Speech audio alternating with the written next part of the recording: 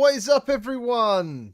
Welcome back to episode 20. I reckon this one is definitely 20. Yeah. Can't believe you're still doing this. I'd like to show that there's some sort of thing going on with it for season 3. Yeah, maybe I should just let it go. Maybe it's just time to move on. How is everyone in the chat? Thank you for joining us. Really cool to have all the CruCast here for this episode. Obviously, a lot is going on in VR at the moment, which is all good as far as I can see. And everyone here has probably got a lot to say about things that are happening. So let me get some introductions out of the way. If you don't know who these people are or you're new here, we have first of all got Wes and Roots from Virtual Strangers. How you doing, boys? Doing well, sir. Glad to be back. Feels like it's been forever since I've been here with you guys. So going to be a fun show. I feel like we got a lot of cool stuff to talk about today.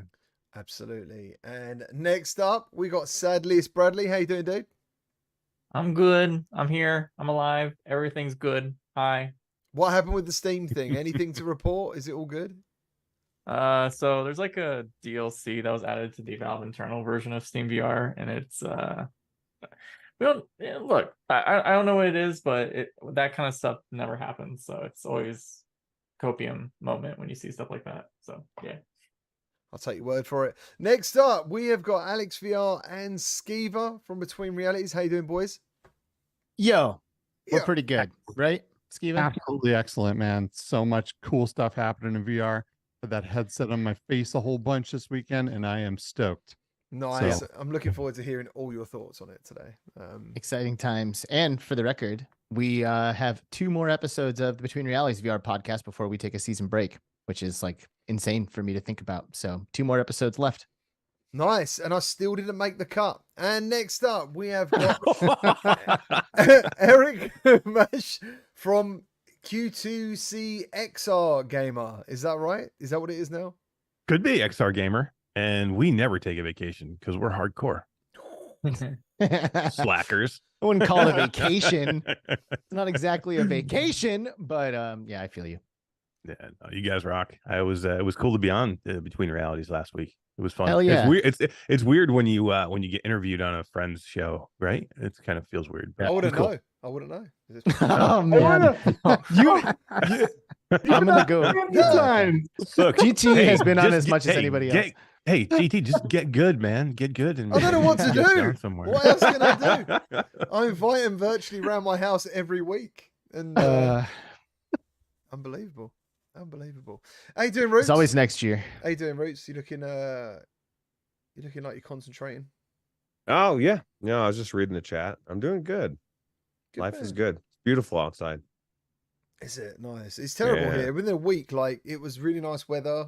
Didn't have to wear a coat, and now this week I'm having to wear a coat. It's gone rubbish. Not a fan of winter. Me either, bro. It hurts.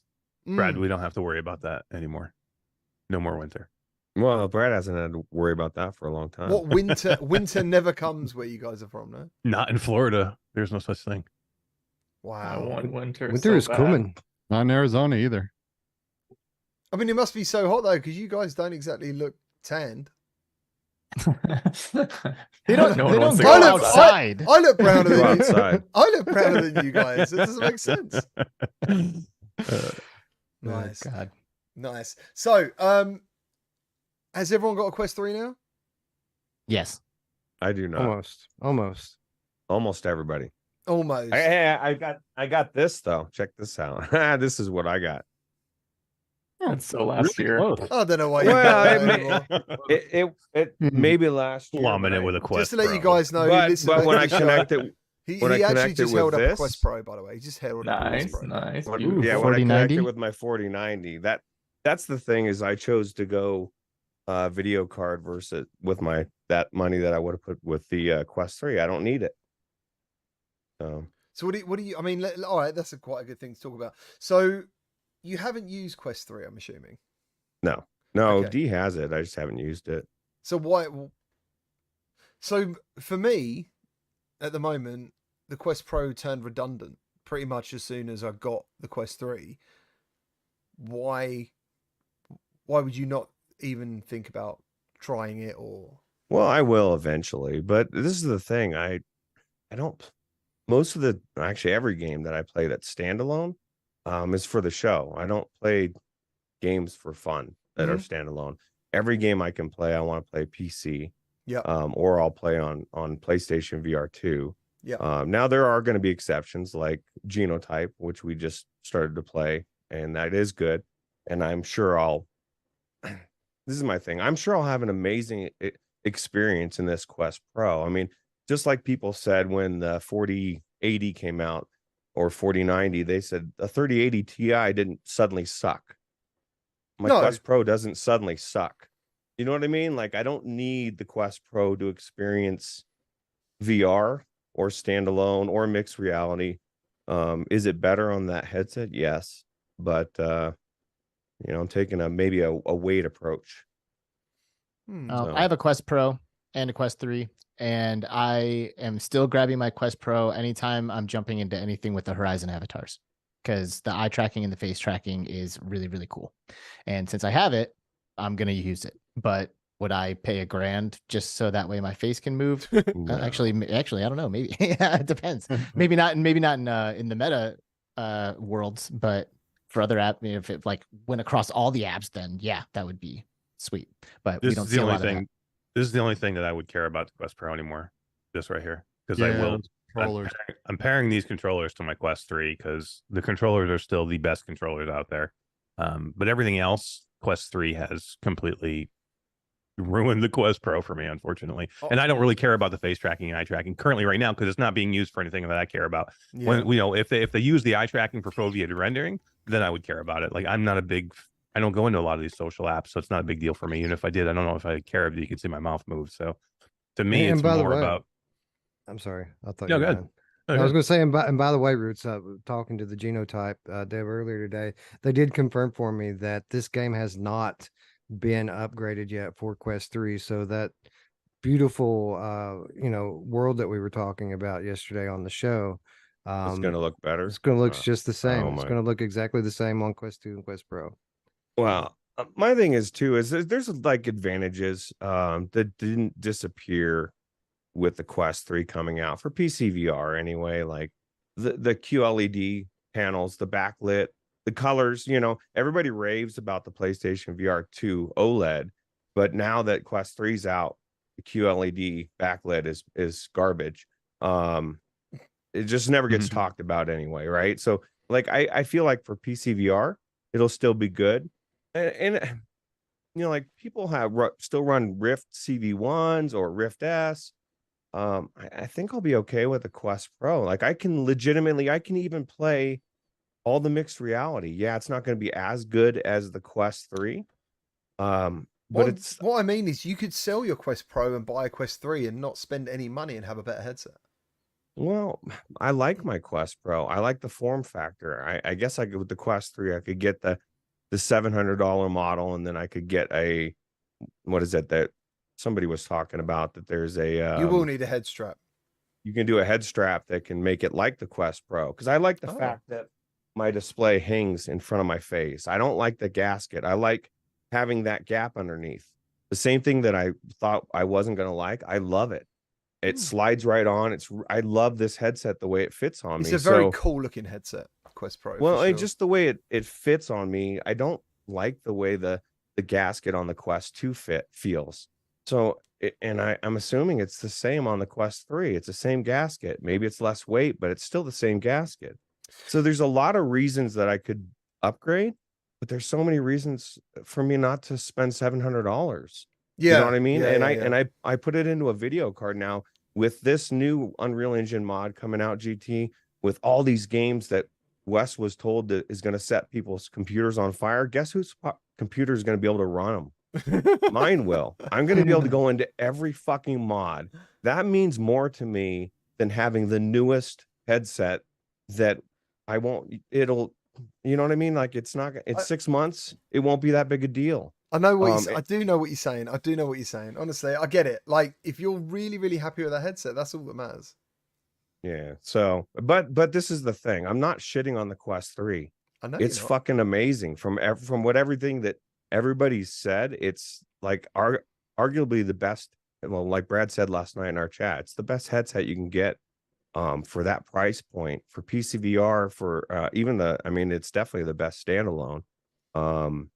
It's an amazing headset. So yeah, I just wanted to know, like, if the only bit that confuses me is I think the games look better. I think PCVR games look better on Quest 3 as well than Quest Pro. Like, literally, I boxed everything. And even when Eric said about the controllers, I even boxed the controllers because I just can't be dealing with that startup thing where they float around, they're heavier. I was testing some games. I didn't really find any real difference between the occlusion in the games I played. And that's why it's different for everyone. You know, if Eric's like, these controllers are the best controllers, then they feel more premium than Quest 3. Definitely. That's something I think I need those Quest Pro controllers too, because I'm still the guy that, like, when I aim down the barrel of a gun in VR, I put this controller under my headset. And even with the Quest 3, it just does this, kind of wobbles around. See, I don't know. Mine doesn't. I don't know Wes, whether I'm Wes said the same thing last night. Yeah, I know. I He had heard a ton it. of Yeah. occlusion problems. Well, mine was weird, man, because if I put it directly up in front of my face, it does okay. But when I start panning left and right, my hands will freeze and then they'll just kind of jerk back. So if I'm just kind of doing this right here in real life, in the headset, it works like this. That's so weird, dude. Literally, I watched your show today while I was walking the dog, and I was like, I haven't experienced that, and I wish I had, because I did my review, obviously, and I put a lot of work into that, and I kind of thought, right, okay, I need to be double sure. And yeah, I went into Population 1, contractors, and it didn't happen. And I don't know why it is or isn't happening. I mean, I regularly always clean all my sensors before I do anything every day. I tested in Saints and Sinners mainly. Saints and Sinners Chapter 2 was the one I tested in. You know what's crazy? I can't get that game to launch. Saints and Sinners Chapter 2. Really? Starts up, shows the logo, and crashes every single time. I had that 2 or 3 times, and then eventually it caught. What, native? Now it boots fine. Yeah, native.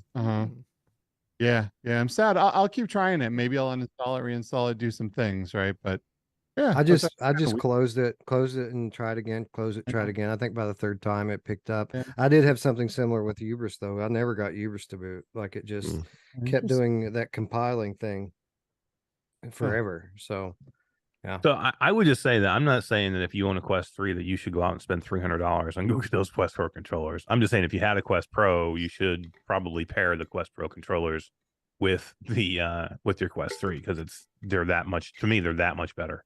Wow, I didn't notice anything like that. I mean, I have my use of the Quest 3 hasn't been super extensive, to be fair.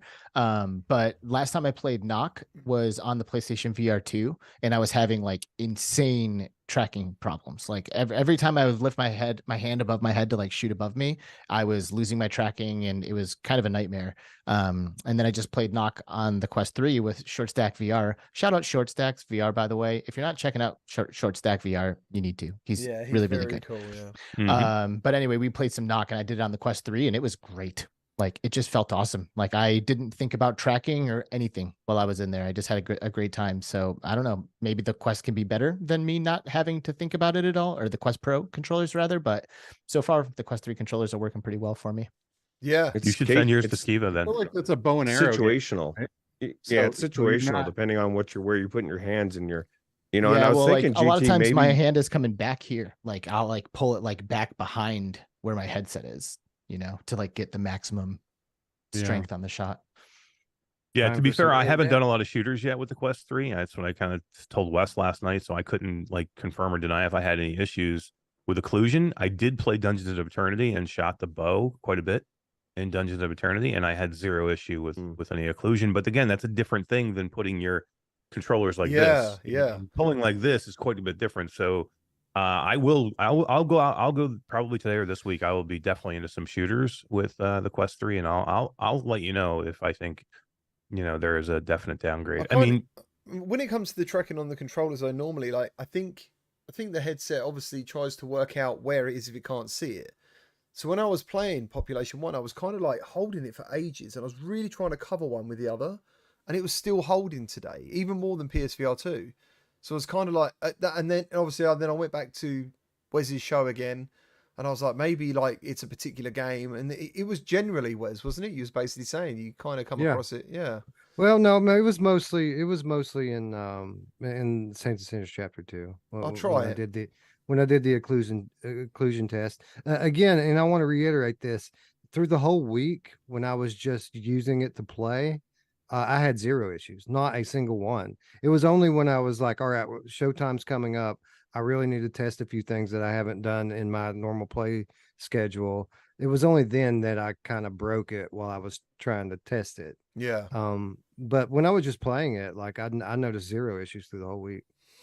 Cool. It's every gun game for me. So for me, still, if I'm going to go in and I want to win, or I'm playing something competitive or online, I'm still booting up my index because lighthouse tracking, Yeah.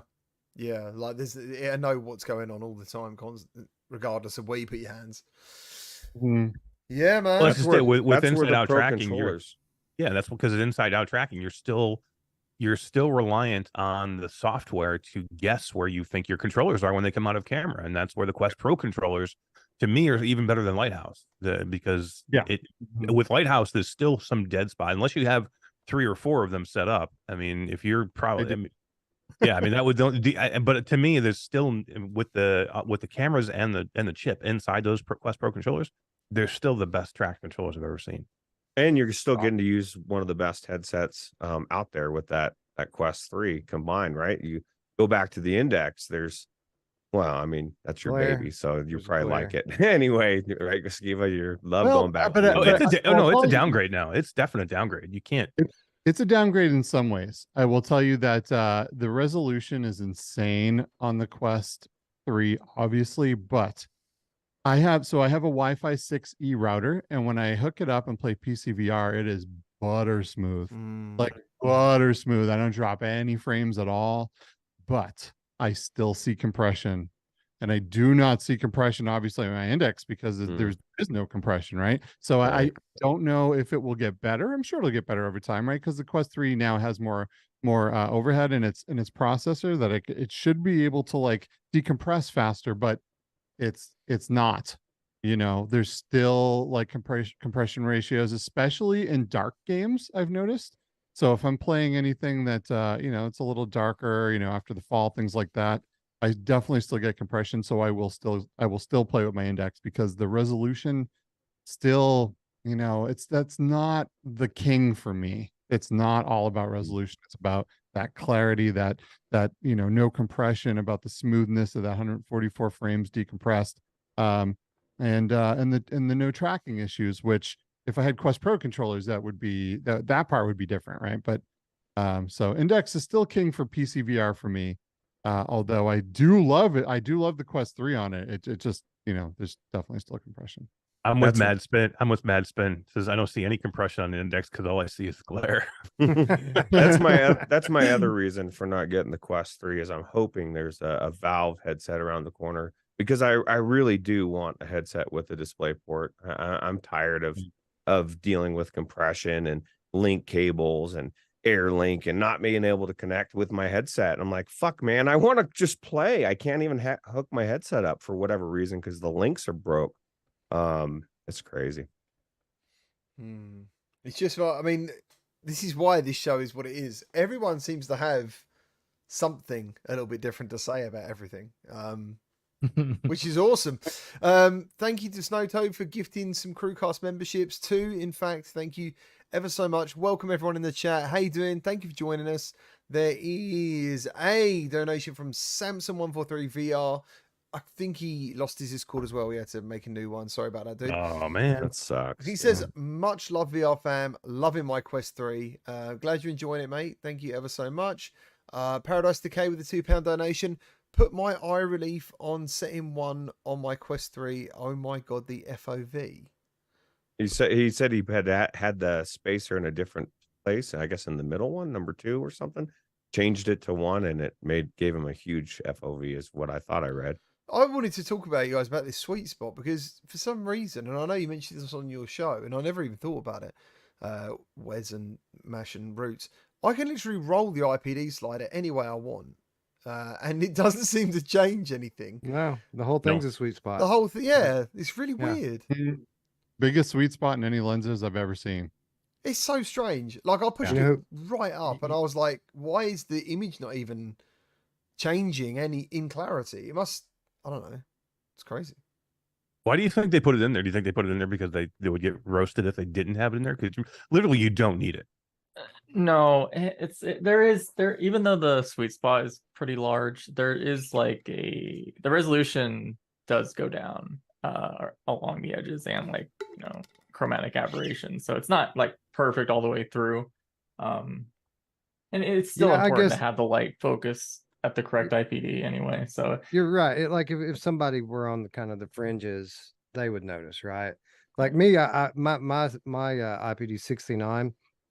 I picked it up on 63 the other day, and I didn't even notice any difference in it. And I just, after a while, I just, figured out that it wasn't set correctly for me. But yeah, for some people that are like 70 plus or like down in the 50s, they would probably notice. That roll is so tough as well. Like you roll it. I mean, it probably is good to be harder to move around, obviously, when you're picking it up and down. But still, I'm like, oh, why is it so hard? Wormsworth, thank you ever so much for the $10 donation. He simply says, "Yo, Nice. yo," and Parasite right. Green, thank you ever so much for a £5 donation. He says, "I normally have to wear glasses, but I find the Quest 3 I don't have to. There is some magic going on under the hood." Now, we discussed this on the last show, didn't we? About Awakened Toast and the fact that he wears glasses. And yeah, we basically discussed how he basically can see extremely well in VR, which is why he basically enjoys VR and pass through quite a lot because he can see pretty well. Yeah, if you cannot see well looking far away, but you can when something is up close to you, then you're probably not going to need the glasses as much, right? Because that screen is right here. It's right up on your eyes. And it's even more so than with the Quest 2 because there's all the distance, right, between the lenses and the screens in the Quest 2, but not so much on the Quest 3 because of the pancake lenses and how close everything is together. So yeah, it's good. I still need glasses, and I will tell you one thing that's great about the Quest 3 for glasses wearers is there is this like rubbery stuff around the edges of the lenses. So even if you put your glasses right up against there, you're not going to get that glass on glass rubbing and scratch your glasses and scratch the lenses because there's a little bit of space in between the lenses from where they can touch your glasses, which is awesome. How did it take them this long to just put that into it? For real, Right? dude. That's common sense, right? Yeah. We used to have we have spent, me and Alex have spent money on buying spacers so people at conventions don't scrape our lenses and our quests, and like 3D printing those little spacers, but it's built in here. So the chances of you scratching your glasses or scratching the lenses in your headset are now a lot slimmer. That's really awesome. Mhm. It is really awesome. So I guess without going too much into everything Quest 3, how is everyone's reactions to mixed reality? Because I think out of everything, that's been the sort of thing we knew about, we touched on, but then you didn't really talk about it until now. Now suddenly everyone is wondering and talking about mixed reality. So yeah, how are you guys feeling about it? Are you enjoying it? I love it. I don't think it's ready to be like a main selling point of any kind of a product. It's obviously like the first iteration, right? Like the cameras aren't super clear, even though they're the clearest we've ever seen. It's still fuzzy, right? It's not like you're looking through glasses or something. Yeah. It's very much you're noticeable that you're using relatively low resolution cameras for it. But I can the experiences, although they're all tech demos, they're good enough to show you the potential for the technology. And now I'm excited about the future because I can see what's coming when the market is big enough for studios to bring us full-fledged mixed reality games.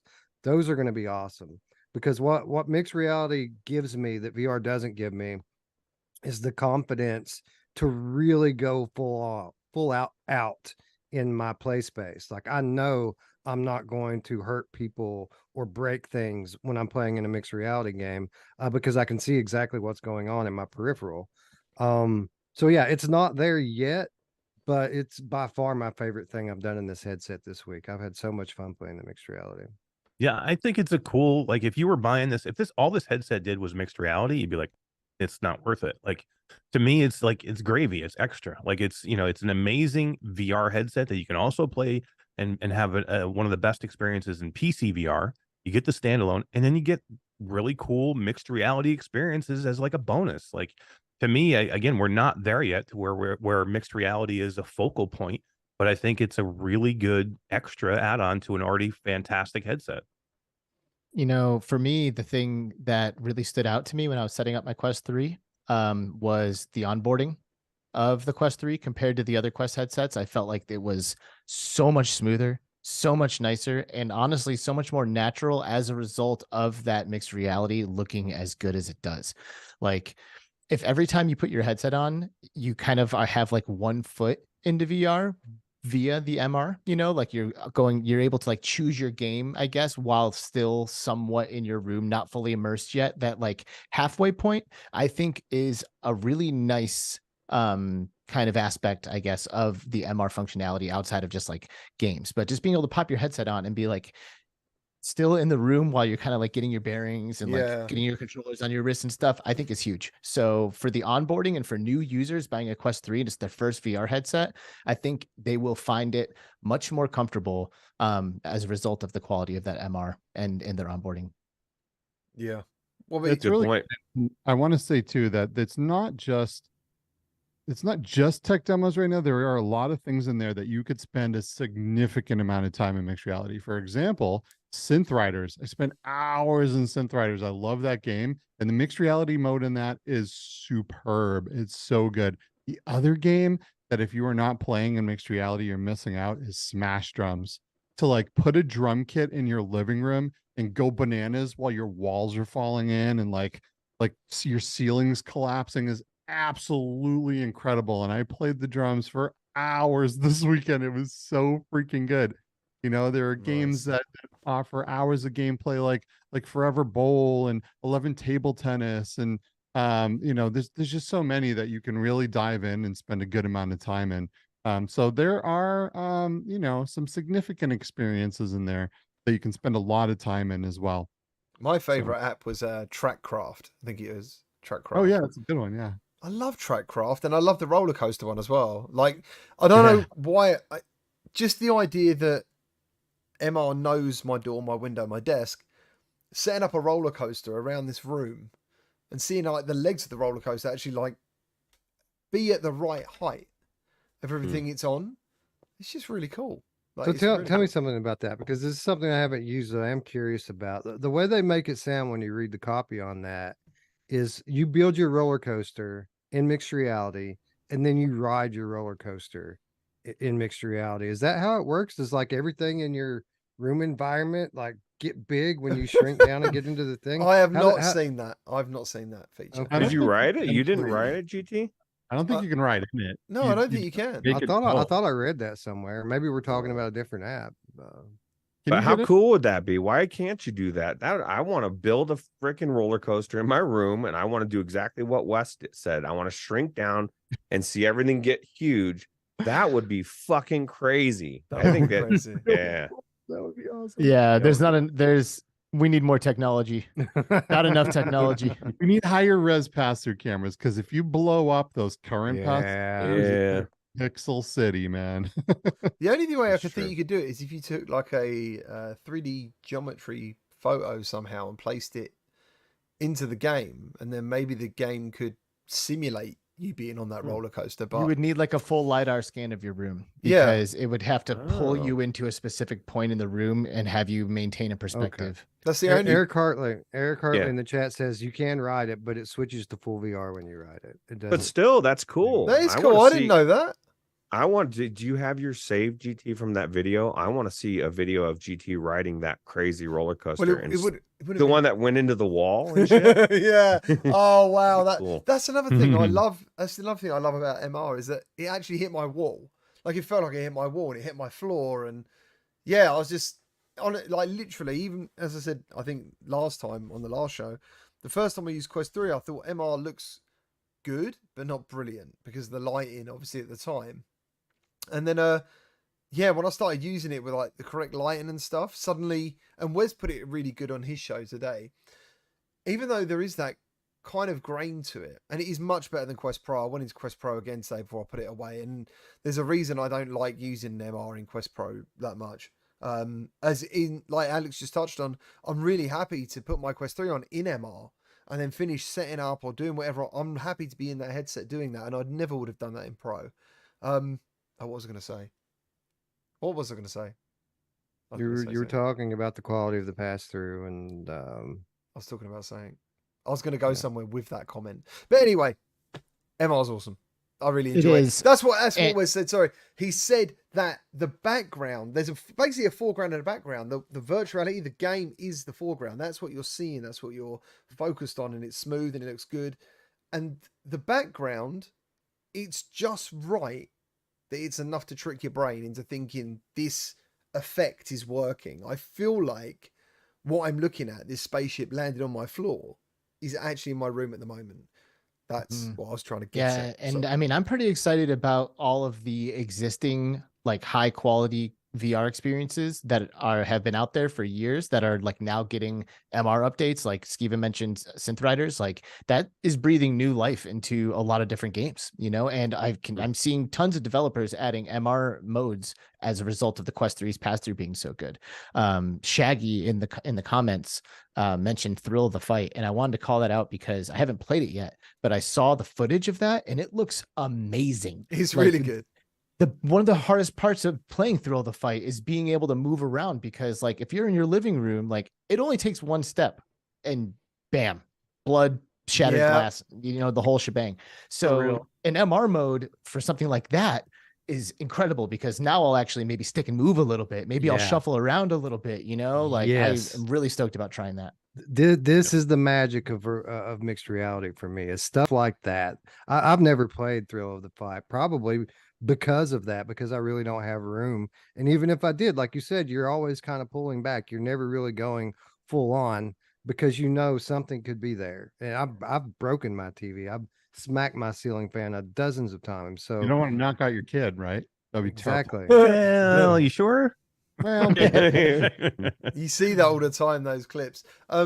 Who said that? I wanted to give a shout out. Broken Sword. He says, I watch you guys in YouTube VR on my Quest 3 right now. I'm in my bed relaxing, watching you guys. Great experience. Thanks for watching, dude. Cool way to do that.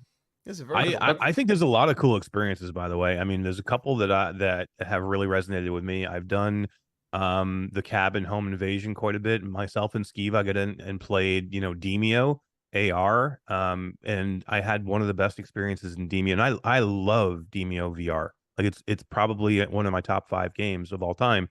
But playing it AR the way we played it the other day, I've always played the AR version, especially with the Quest Pro, where I've just taken the board and stuck it on a desk or a table.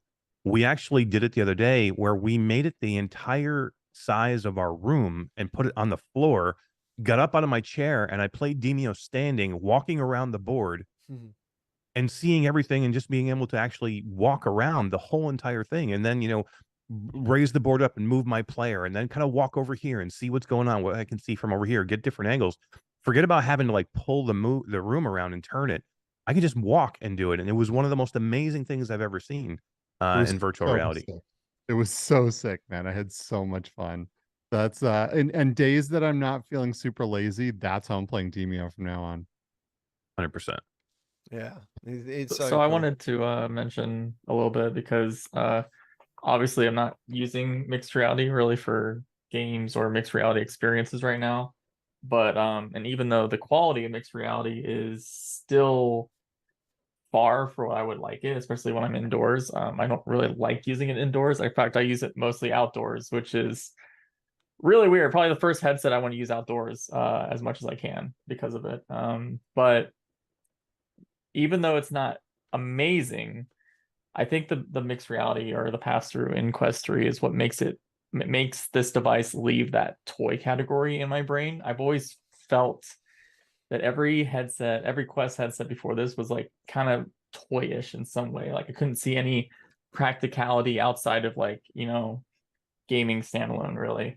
But I find myself a lot doing the monitor replacement stuff in AR. Like I love going outside, like going out my back patio and porch and just loading up virtual desktops and just seeing my desktop when it's like nice weather outside. It's like fall in Florida, so things are starting to get less hell-like outside. And it's really it really is kind of powerful just having that your hands free, just seeing either media players, whatever you want to put up on your computer, just on the go with that. It really is nice. And I like it better than a lot of the stuff with the Quest Pro. They were trying to do like the Horizon workrooms where they would put you in a VR environment, which I actually still do love putting virtual screens in VR environments, but never standalone environments, because the processing for some of these environments and workrooms or whatever look like cartoons, and it looks so off-putting to be doing work in this like low quality cartoon world. But you don't have that problem with pass-through because you can go out in nature and do the same thing. So it's like the graphics level of real life kind of boosts that productivity experience. And yeah, I really it's really interesting how Quest Pro for me made me feel that mixed reality was like a terrible thing for Meta to pursue because the quality was just so bad. Yeah. And like Quest 3 quality's better. It's not perfect, but I see the gateway to this all-in-one device that can replace your computer and everything now. I think that's the thing. I think that's what's happened for most people. It's like a surprise feature almost. Yeah. And yeah, same for me. It's a surprise thing that when I first demoed it, I was obviously thinking about just games, just VR games. I went in there like, it's all about, this is a VR headset. You know, I'm going to be playing certain games. What's it like on PCVR? And then suddenly I'm like, oh, there's a third category now that I knew about and I have tried, but I didn't care about. And that's MR. Well, it took the Quest 3. Obviously, there was like a threshold of quality that needed to be met before people gave a shit, and the Quest 3 hit it. The Quest Pro didn't, which is hilarious. So it means that it got so close that it's almost criminal, but it's a little bit better. And now the Quest 3 is here and everyone is paying attention, and this is all stuff that like we've been playing with for years. I'm pretty sure I've done pass-through experiences on the Quest 1, all black and white, or the Quest 2 even. Maybe not the Quest 1, but the Quest 2 for sure. Black and white pass-through experiences, and just like inching closer and closer to that point where it's good enough to where people start paying attention. And it really does feel like that this device has gotten us to that threshold. Yeah. Yeah, for sure. Unpopular opinion here. I think it would be way more immersive if they put like some kind of a filter over the graphics when you're in MR mode to match the grain of the cameras, so everything looks the same. Do you know what I mean? If like, I think I could more easily trick my brain into thinking that thing's really in my room if my room grain was also on the object, because right now it's like the thing in my room is like this stunningly clear, absolutely beautiful high resolution image, and then everything around it is all grainy and fuzzy. Do you know what I mean? Yeah. And then if you were So able you want to make everything else look worse to increase like, your give me- immersion. So like You you're just trying above to the filter you're it. saying it would be more immersive if you could kind of trick your brain, like you're looking through like IR goggles or something. Yeah, and everything kind of has like a all the texture same. to it. It's Yeah, all the same, right? And I could see and I that. could be like, okay, it's like in my brain, I could be like, oh, I'm wearing some kind of helmet thing or something. Like I could convince myself, that like I'm seeing the real world just through some kind of a lens, as opposed to the two different resolutions. That is a really interesting idea. Imagine you're a toggle switch. developer at Meta Toggle and that comes along on your desk. It's like, okay, wait He a wants second. to make something Immersion? worse. You Give want me me? immersion. No, you want me to make everything look like shit when you're in MR. Like, or fix the cameras. Make it a Probably come back. toggle. Or Don't- until we get clear cameras, yes. make it a toggle. Don't make it mandatory Yes. like that. oh a good no, idea. yeah, exactly. Just like the emulators on the Switch. Like if you play like the Game Boy emulator on the Switch, there's an option to like toggle like the screen grid or the blur that a CRT TV would make. And it's like, Yeah, I have an arcade and I have a board hooked up in between VGA cables that I can simulate the grain and the lines that you get on an actual arcade machine, right? So I'm downgrading my graphics for better immersion. So I don't know. that's admirable. and I love it. But you are right that that's an unpopular. That's position. hardcore, bro. That's Yeah. hardcore. It's admirable. Oh, dear. That's quality. We just got a donation from Parasite82 Green. How you doing, man? The only letdown for me with the Quest 3 is the haptic feedback in the controllers, because we've been spoiled by PSVR2 controllers. If the Pro controllers go down to £200, I will pull the trigger. Pull it now, right now. I think it's worth what they cost. Not that I want to spend $300 for something, but I don't. Can I say that I don't think it's worth it? I okay, that's an I'm sorry, you unpopular can't. opinion. I don't. Don't say Yeah. that. I don't think Don't It's say that. not. Like I have both. You know, like I have the Quest Pro and I have a Quest 3. And like when Skiva said that he was going to hook up his Quest Pro controllers to his Quest 3, I was thinking to myself, I'm definitely not doing that. Like That doesn't I make any hadn't- sense for me though, because you're a shooter fan. Like, and if Yeah. there's a occlusion He's not a problems he's with a not a shooter, real. why would He you? must not be a real. I mean, shooter. If you don't want to be good, that's fine with me. I don't care. He's trying to give us a chance, Mash. No, He's trying to give us a it's chance. not that. It's just that I don't know, like $100. I mean, if they come down, like $100 per controller sounds like a lot, and it's more than that. You know what I mean? Like I don't know. Maybe it's an unpopular opinion of my own, but yeah, I would not go out and just buy the Quest Pro controllers. For the Quest It's 3. expensive. Like I can't probably recommend them at $300 either. Like I don't think I would. Like, but if they ever drop to like 150, 200, I mean even 200, I would seriously consider it. I think they're that good just for the tracking. There are people out there that are like, I want the best tracking I can get. Like I want to play, God forbid, I want to play Beat Saber and I want it to be perfect. Or I want to play this and I want it to be perfect. Like there are players out there that like still to this day kick the Quest, tracking because they want perfect, one-to-one matched lighthouse tracking, and that's what you'll get with the Quest Pro controllers. I mean, you can put them behind your back and it will track them completely. So I mean, but are they worth 300? Probably not. I wouldn't recommend that anybody go get them. But if you can get them cheaper, then if they ever come down in price, then I definitely would recommend them. What can you get a headset on sale for right now? What could you go get a Quest Pro for? $500? I mean, 500 seems to be kind of like the price. Dude, if you could go get a Quest Pro for $500 and get those controllers, man, I would do that before I'd pay $300 for just the controllers. Because then you'd have a headset that has facial tracking and eye tracking. Yeah. There's an argument to be made for that against a 512 gigabyte Quest 3. Yeah. $700 for the Quest 3 versus a $500 for the Quest Pro with the controllers and the face tracking. Right? True. I know. That's But I think moving forward, the difference of the chip is going to be more like right now we don't have a ton of difference, right? Yeah. Like that chip is not being utilized yet in most things. It's very stark in a few games where it's like, wow, this is incredibly better, but we're not seeing that content yet. So I think down the road you will see that bigger difference. But right now, I think that's something to think about. I think do you know what? I think this headset would have definitely. I'm not saying it's made a big splash, but it would have made definitely less of a splash without MR, because there is no launch games, which 100% Quest 2 ports. It's so strange. That is a bummer. BAM. There's BAM. I mean, That's their launch title. That's still an MR game, though, isn't it? Like, Yeah. I think that's great. I mean, the only good thing is, I'm assuming, is that it's because those games weren't up to the quality that they wanted them to be. So they delayed them.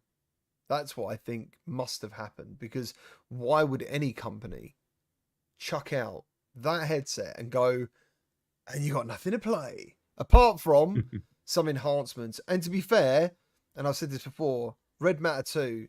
Have you guys seen Red Matter 2 on Quest 3? Yes, it's beautiful. It looks like a PC game. It's fucking insane. Like, you got and I admittedly I had that with Pro as well, Roots. When I did it with when it had like dynamic photo rendering and the eye tracking, Red Matter 2 looked brilliant. Like absolutely brilliant. But yeah, now again, that game just continuously surprises.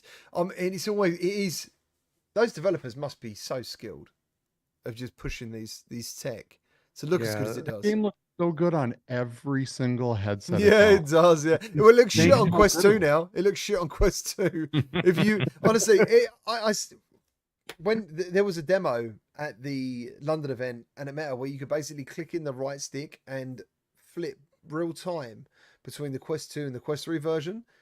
And I've literally gone on about, please let people have access to this. because if you want to see the graphical differences between what the chip can do, there is no better demo for it. And they just, it's the most stupidest marketing thing they're not doing. I think it's crazy. But not everybody had a Quest 2. So, I mean, it would be easy to just include it like in the options menu, like, hey, toggleable Quest 2 graphics upgrade viewer or whatever, you know, like you could add that. But the Quest 3 will probably be a lot of people's first headset, you know, so it's like treating it like that and not acting like every single person who had a Quest 3 or had a Quest 2 is upgrading to this probably makes a little bit of sense. So many Quest 2s though. There's a shitload. Many. Yeah. Yeah, I mean, I think it was. I watched Bradley's video on Quest 3 as well, and he brought up a subject that I hadn't really thought about. I kind of had thought about it before, and it was a conversation I had while I met up with someone, and someone said the same thing, and it's kind of been something they've been targeting is retention. And he said about. So, Brad, you might as well say what you were saying about Quest 3 and retention and versus numbers and. Yeah, so not just Quest 2, but pretty much every VR headset has had a pretty abysmal retention rate, which is basically the idea that you buy something, you use it at least once a week. Let's go with that as a standard.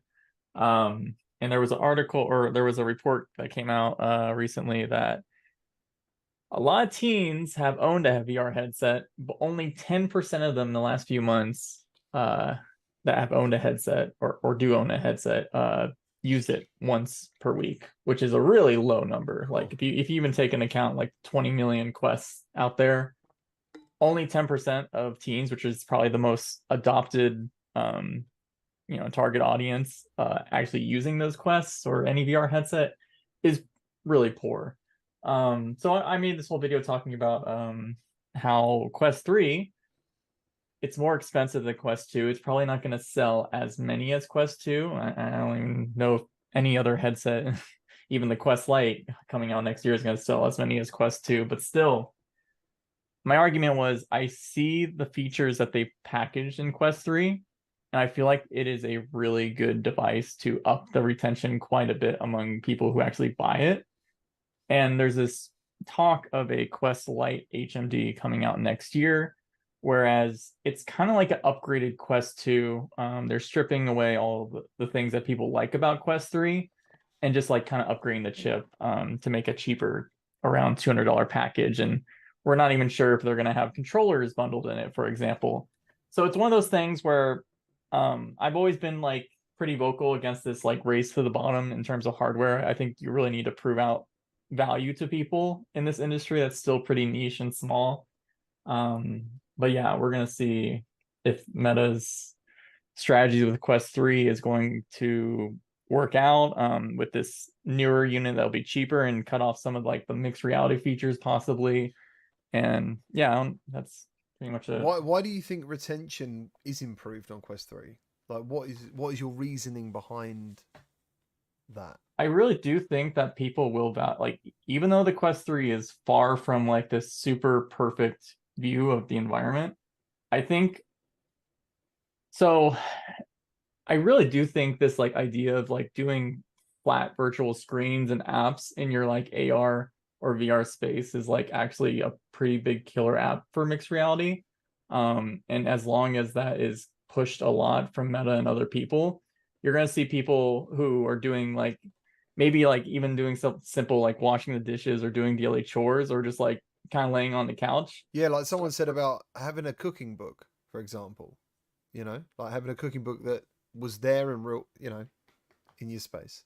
Exactly. And I do think while the quality is probably not there for the mainstream to want to do that and put on a headset, I do think Quest 3 is probably the first package where people will start doing these things. And like I think that's why we see so much on Twitter and stuff of people. I mean, it's all people in their kitchen or in their living room just kind of doing flat apps with mixed reality and some things like that. So I do think even if there's no games, let's talk about if there's no games coming out, like that was the big problem with Quest 3 is there's no big launch titles. People are still going to find value out of the headset just because the mixed reality and stuff that is coming from it. And yeah, I think when you take away that, you kind of go back to the Quest 2 problem, where the Quest 2, I mean, no one's doing mixed reality in the Quest 2. No one's probably going to do any virtual displays in the Quest 2, most people. So I don't know how you get people to keep using those kind of devices unless you keep releasing titles every month or something, you know? Yeah, it's interesting. Yeah, it's a big deal to have that color pass through for normal people. You know, people have kids, people have pets, people have real life things going on all the time, and to completely seclude yourself all of the time is very, very, very difficult. And like Brad said, you know, the pass through quality isn't there, but it's enough to where you're not separated from the real world. And you don't need to have the controllers for things. Like I could imagine if someone was using a cooking thing and they got like chicken on their hands or something, right? You don't have to touch the controllers or like touch a screen, right? You can literally just touch the virtual screen and scroll in front of you. Which, by the way, crazy. Yeah. by the way, I like there's the little pinch thing where you can move the menu and stuff in the Quest 3, but it is so much more satisfying to use it as a touchscreen. That panel, just to scroll through and push the things as buttons. I was saying hand tracking actually works really well on this headset. More than super good. Yeah. Super. I've never, and it was the same again with my review. I was just like, actually now hand tracking is there. Like it actually kind of makes sense to do exactly what you're saying. I didn't even think about that side of it. I'm talking about cooking and stuff, and I didn't even think about actually, yeah, maybe you still need to use your controllers, but you would never use it. You don't need to use the controllers for that sort of thing. It is interesting. Oh. Yeah. Yeah. It's I saw Ultraleap good. Like I think companies like Ultraleap might be in trouble with this. Yeah. Oh. Well, yeah, I mean, maybe it's baked into the Quest, right? So unless you're using a Quest, you don't have access to that hand tracking. That's the one thing that Ultraleap has. And there's going no for them. reason to upgrade. Like you wouldn't say, "Oh, I'm going to upgrade my hand tracking on the Quest 3 to an Ultraleap," right? Well, no, but if you were like, "Hey, I want to have hand tracking with any other headset, Yeah, that absolutely. and have it be good," then Yeah. the Ultraleap can do that. This is why I'm like, oh, sorry, go ahead. No, please go ahead, Brad. So that's why I'm kind of like frustrated, like I that there is no like Google Play Store on the Quest platform where you can download the entire library of the Android app system, because you can sideload those 2D apps already, and a lot of them work as long as they don't use the Google services or whatever. And it's, again, you're freeing up your hand. Like I loved what you just said about like when you're cooking, you don't want to get your hands dirty. Like you can still interact with the Netflix app and have giant screens or whatever sizes, and maybe one day those can be 3D because you're already wearing a headset and you can render to each eye, so you have these fantastic 3D TVs and monitors and everything all around you while you're doing stuff. Like it's a pretty powerful tool, I feel. Yeah, and you got to remember that most people haven't seen this yet. Like, you know, we're a little jaded because we have the Quest Pro. We've all tried the Quest Pro or the Pico 5 or Pico 4, where we've seen, you know, pass through, and we've done things in mixed reality. Most people haven't, or if they have, they've been doing it in black and white Quest 2, which is nowhere near the same of what we're doing right now. Like it's on such a different level that, like, I get there's some people that are picking apart the pass through, like, oh my God, this is not what I thought it was going to be. This is not any good. But I would say the majority of the people are kind of blown away, like right now. Like think about the people that you were putting into virtual reality 6 months ago. And now think of the things that you could put a new person in virtual reality or mixed reality right now. That's going to blow people away. Like just thinking about putting, like, you know, your grandmother in, like, you know, even just that first contacts thing or whatever it's called now, where the roof caves in on you and all of a sudden these little creatures go flying around. I mean, any mixed reality stuff you do now is really going to blow people away. So I think it's definitely a great way to show people, you know, virtual reality, augmented reality, mixed reality. I mean, it's pretty epic right now. Do you think like in some way that Meta have highlighted how good Apple could be? Like before, like, does that make sense? Because I never, like, honestly, like with the Apple Vision Pro, I was like, yeah, this headset sounds cool. Then I'm hearing all sorts of now negatives where it's giving developers neck pain because it's so heavy. All these different things you're hearing now that as things progress and real people obviously get hold of these things.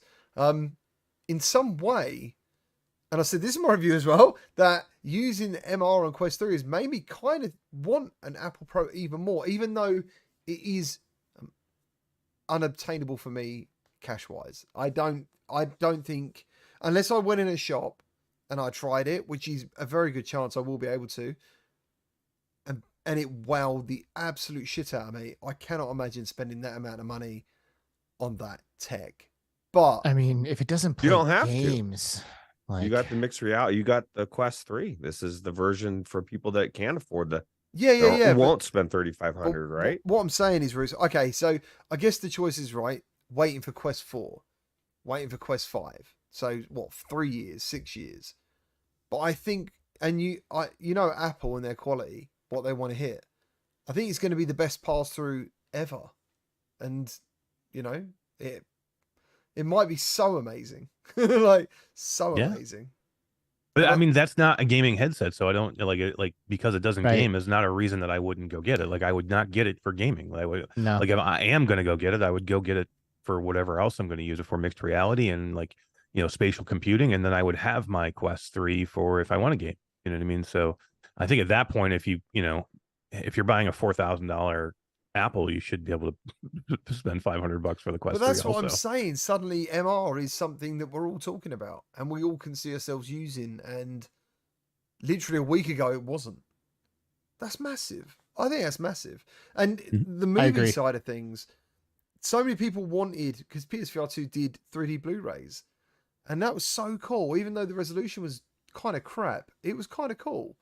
And now we can't do that on PSVR2. And I think where PSVR2 didn't do films, I never really bothered with any real headset. Like Bigscreen I went into, but I mean that's not MR, but that's fine. But I still didn't want to use it for that. People would be like, "Do you use your headsets for movies?" And I'm like, "Well, no, I don't. I'd rather just sit on the couch." But now I'm like, "Oh right, I can just put a massive." I don't know why MR makes this better. I'm sort of. It's a weird thing for me at the moment. I do want to watch programs in this headset, and I've never had that before. Where is big screen on this MR thing? Everyone wants this. Everyone is enjoying watching video and stuff in movies and shows more in MR than in a virtual environment. What the heck are they doing? Yeah, but that's what I mean. It's actually taking me into VR as well. That's what I'm saying. Yeah. Like big screen suddenly, I'm going in there and I'm watching like 3D films with people, and it looks really good. It looks as good as the cinema. As before, there was like crosstalk or lower resolution. There's none of that. It actually looks finally. That's what I mean. This is turning into more of a multimedia device than I expected. Wait till Game Pass comes.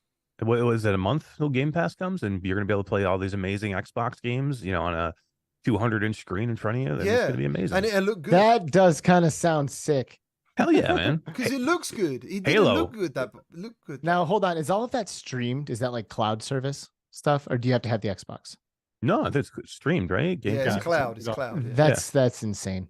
That's Yeah. just insane. Gears of War on my wall. Dude, I don't believe it.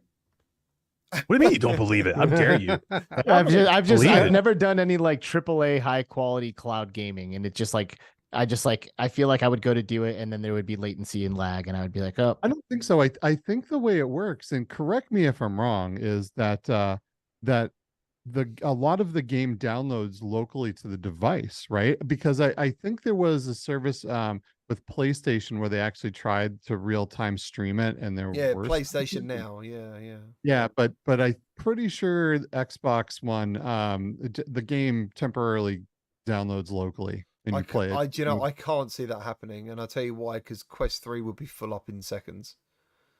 Like right. I mean, like Halo. What is that? I'm guessing 50 gig, something like that. I think it will be actually streamed. Personally, Not the 512. If you get the 512, you can fill that shit up. That thing's huge, man. 512 is huge, by the way.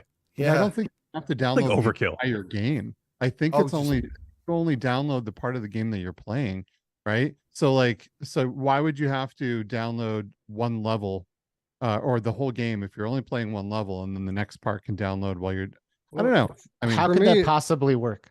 For me, more than like storage space, you got to really think about the capability of the processor at that point. I mean, this Quest 3 is not an Xbox. It's nowhere near that in terms of capability. So, I mean, if it were to be like done on headset, it would be just completely watered down version of the game. It would but not be anything close to what you would experience on the console. I do think there might be some tech that allows you to use the processing on the headset to kind of reduce the latency somehow. Microsoft is the top in the world with regard to this cloud technology. They might have some proprietary stuff that's really amazing, but I do expect most of the gameplay to be streamed through the internet, and you better have a good internet connection.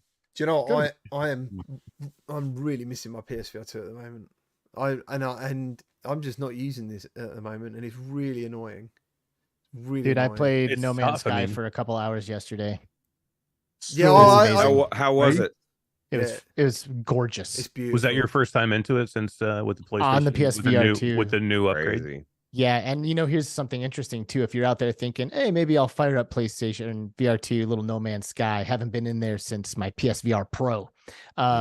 Big update. I would fire up. I had to jump through multiple hoops to get my save file. I had to fire up my PlayStation VR or my PS4. I had to install No Man's Sky. I had to upload my save file and then open it on the other console, transfer it over. I had to involve 3 consoles. It was a pain in the ass, but I got it done. Any of that? I wonder why. That is interesting. I don't know. I had to upload and then transfer and then upload again.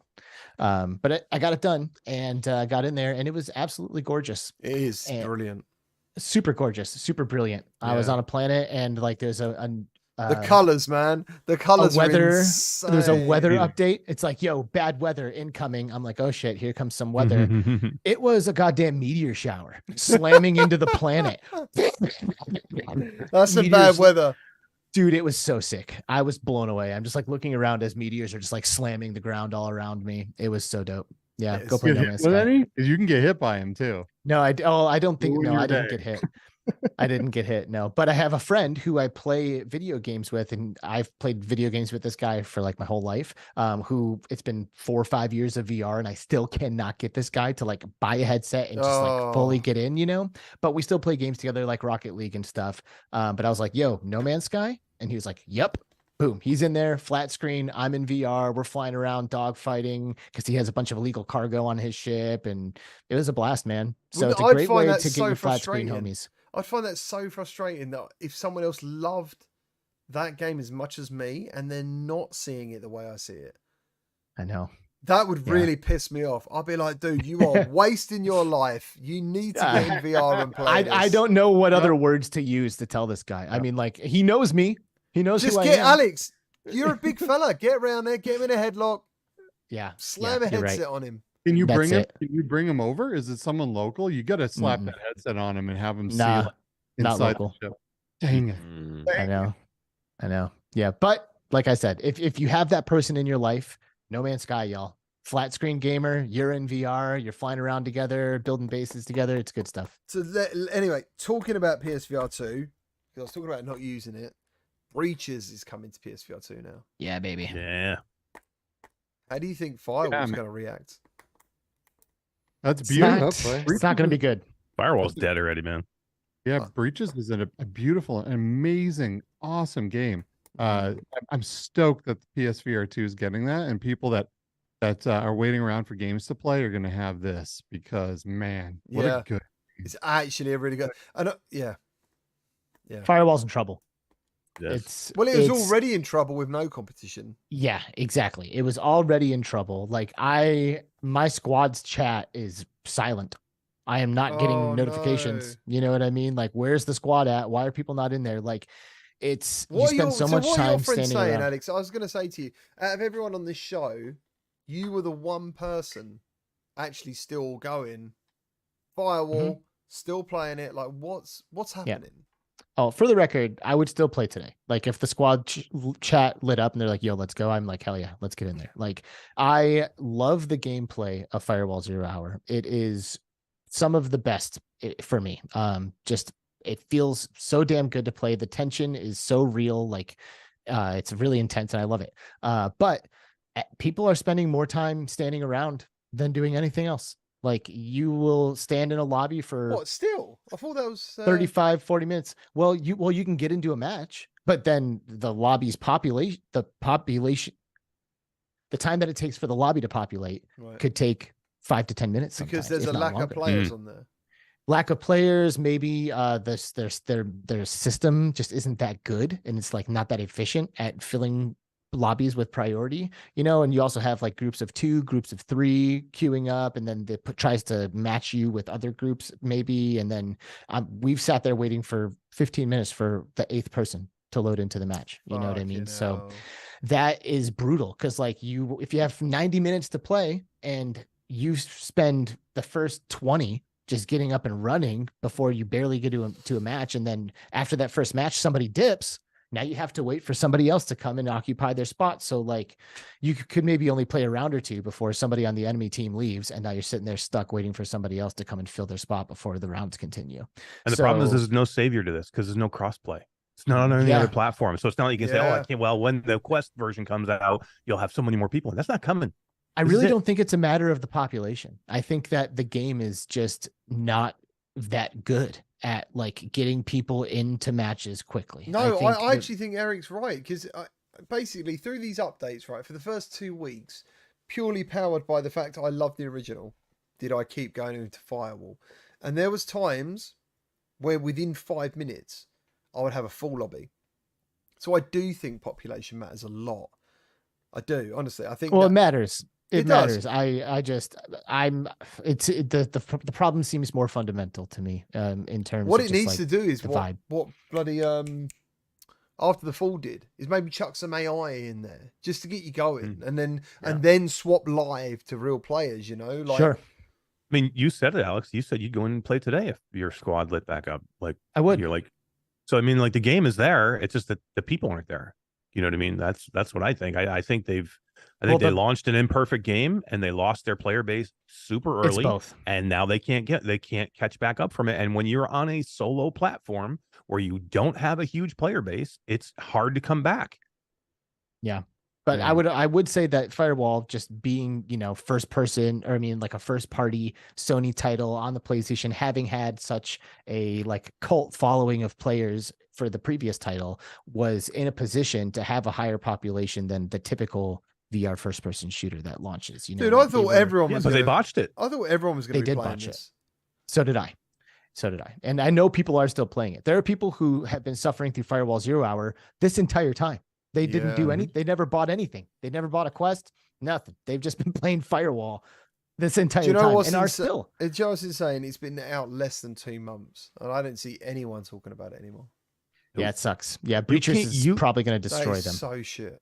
You can't botch a multiplayer only game. Like you can't do it. You especially can't do it on a single platform game. Like you can potentially come back if it is Steam, Quest, PlayStation, Pico, and it's all over the place. You can possibly have some issues out of the gate, fix it and get back to it. But if you are a single platform multiplayer game and your game is completely botched in the beginning to where you lose some of your faithful fan base, see you later. Goodbye. You don't get a second chance. And they completely fucked it, man. Come on. Yep. And they had and they knew they fucked it too, because they didn't give anybody review keys. So they knew they screwed it up, and they should have waited, and probably PlayStation talked them into going early. They shouldn't have. Yeah, no early access. They didn't want anyone who knows what they're doing play testing, and they didn't give out any keys. Yeah, they had players lose their in-game progression and never get it back, which is a huge problem, especially when that game is such a slow grind to begin with.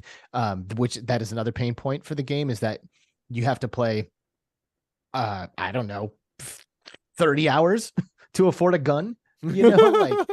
Seriously, like it is insane how much you have to play. And that's assuming that you're winning. If you're going in there and losing the whole time, that's going to slow your roll even more. Coupled with eye tracking issues, right? Like to throw a grenade, you have to rely on the eye tracking, and guess what? It ain't that good. It's impossible to throw a grenade where you want to throw it. And at first I thought I liked it, and then once I started getting competitive, I realized I hated it, and I'm constantly struggling to get a grenade where I want it to go. Thank you, man. I think you were one of the people actually in the beginning that said you liked the eye tracking. I did at first, because I was just like kind of like quick reacting and just like having fun with having eye tracking in a game. I was so stoked to use my eyes to aim throws, but it just doesn't work that good. It doesn't work. Yeah, good. Like I'll look at something and the indicator will just be like doing circles and figure eights in front of me. I'm like, oh cool.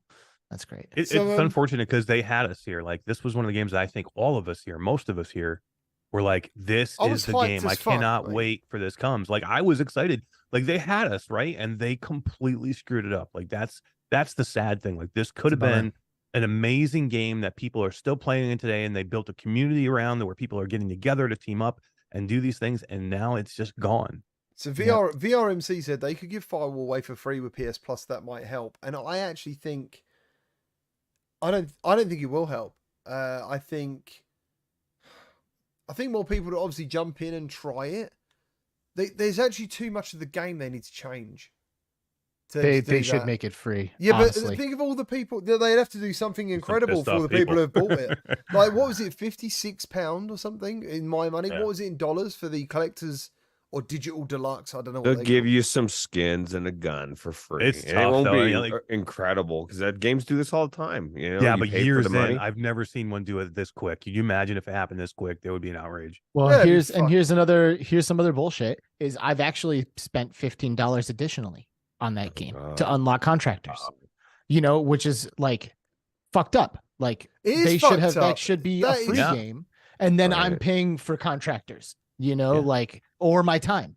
One of the two. That's how fucking free to play games work. Like it has like a free to play business model, but they still charge you for like a premium game Oh. right at the front. Oh. Yeah, I mean, I bought the upgraded version so I could get the upgraded shit in the beginning too. By the way, Yeah. right? So Wasn't there a I deluxe didn't. version? I didn't, but then I spent $15 on what I wanted, so I might as well have. It's quite interesting. Paradox says Sony would not give me a refund for Firewall. I saw that on their Reddit that people were trying to get through to Sony, and basically, apparently in their contract thing, if you download a game and don't start the game, then you get your refund.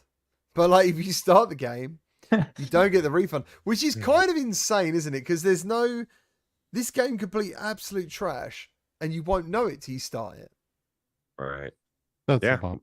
That's not right at all. Don't I mean, pre-order. everyone- Don't pre-order everyone else anymore. is I don't doing even it. know if Yeah. that's true. I'm Well, just telling you what other people have told me. Like, Well, that is absolutely true. Yeah, that's how it works. Fucking And they only just started doing that with the, fucking you know, up until a couple of years ago, they didn't even have any refund policy.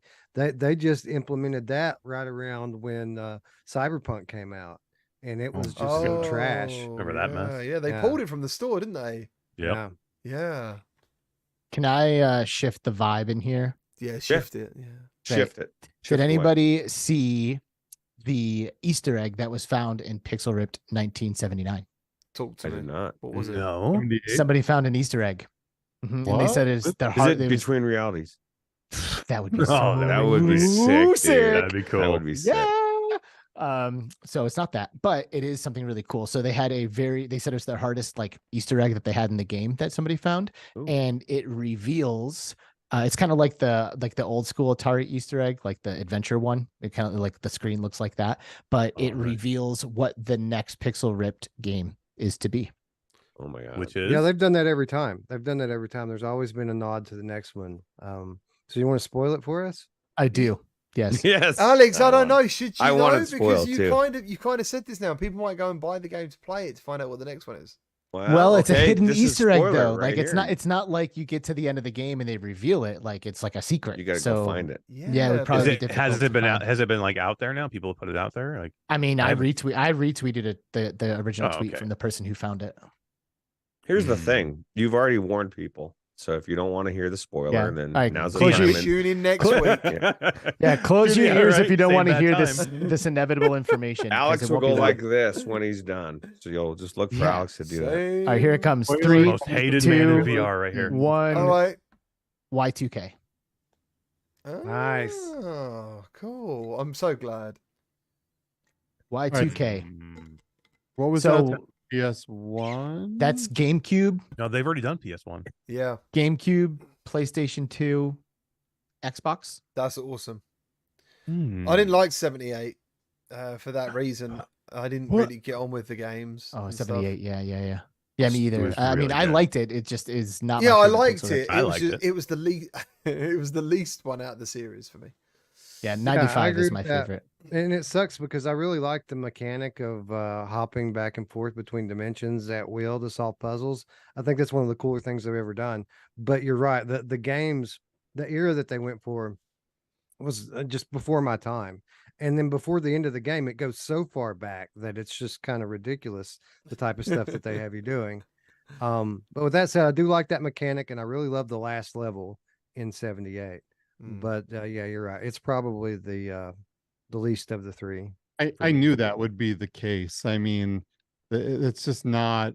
The audience just is so much smaller for people that started on the Atari. I mean, me and Mash were there. You know, like I loved it. Isn't like the core gaming base right now is not the Atari days. I think this one's going to do way better. I would love to see the numbers of what this one sold compared to the others. I feel like it was probably pretty low, which stinks because I love the Armory team. I love Anna and Oh yeah. and they're just And that they had the official Atari tie-in, like Oh, legitimate Atari title. When we was at Mash did as well, we actually met Atari, didn't we? At Gamescom. Yeah. Yeah. Yeah. Like the It was team so she cool. worked with, you felt like I don't know, I felt I was in the presence of like gaming gods a little bit. I was Yeah. just like, I'm not worthy of talking to Atari. But and that's the weird thing. I think that's why I was excited for the game, and I enjoyed what I did play of it. But the more I think Wes put it really well. The more I played it, the more I found the games that they were going for less interesting than I expected. Because I was a bit like Pixel Rip, I'm hyped for. Love everything they normally do. And yeah, like the more I played it, the more I didn't want to play it. If that makes sense.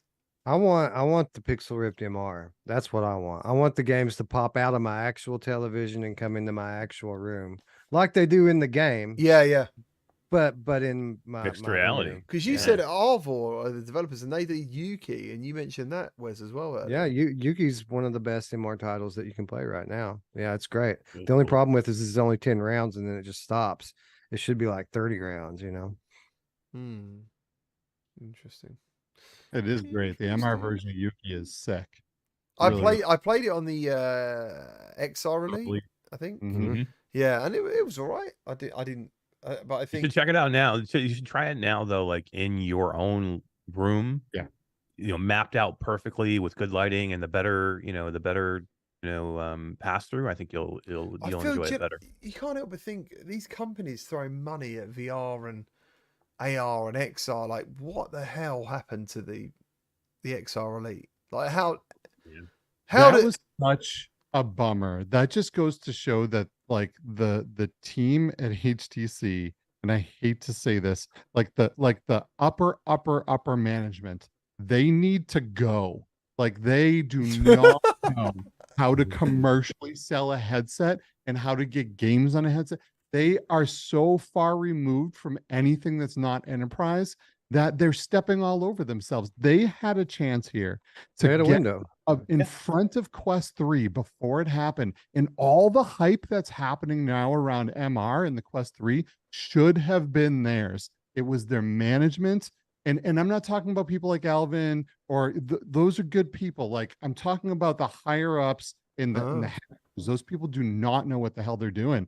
And it's really a bummer. They threw away a beautiful thing. And If they had a good headset, been so successful. yeah, it was, and that's the bummer. It's a good headset. Like some of their other headsets were like, okay, it's just not a good headset. It doesn't make any sense. This was actually a good headset. They didn't market it well, and they like made the headset and then they put nothing into it. Like, how do you have a standalone headset and have no games to play on it? Like, you have to go populate the store. You have to put an investment in that. Like, otherwise, why mess with the standalone? Just make another PCVR headset at that point.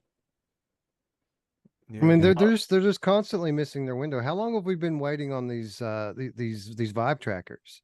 Like they've been showing this shit for a year Same. now, Yeah. and they still haven't even announced like anything about it hardly. I was about to mention about those because they were actually HTC was in Korea giving demos to select people of those. Doesn't sound very good. From what I'm hearing. Man, I mean, we demoed these things at GDC, right, or South by South, one of those in March.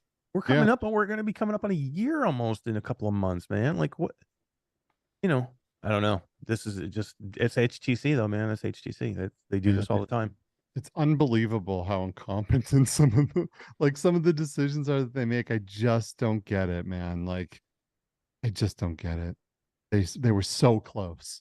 It's like when you're at a baseball game and you hear that bat connect with the ball and it goes flying and you're like, home run, and it's foul ball, man. It's like a foul, and everyone sits down and they're like, oh man, that was HTC with XR Elite. Damn it. So Do you That remember- was the story. That was the story coming out of CES this past year. Like that was the thing that everyone was talking about was that headset, and it just fizzled out immediately. foul ball. They have some questionable marketing happening right now too. I don't know if you've seen any of the video content that they're putting out, but it's like kind of, I don't want to say amateurish, but amateurish. Kill Artist, sorry man, I was just checking. Yes, mate, I did. If you head to my Quest 3 review at around 11 minutes, I actually showed some gameplay and talk about that game in Quest 3. So yeah, that's all good.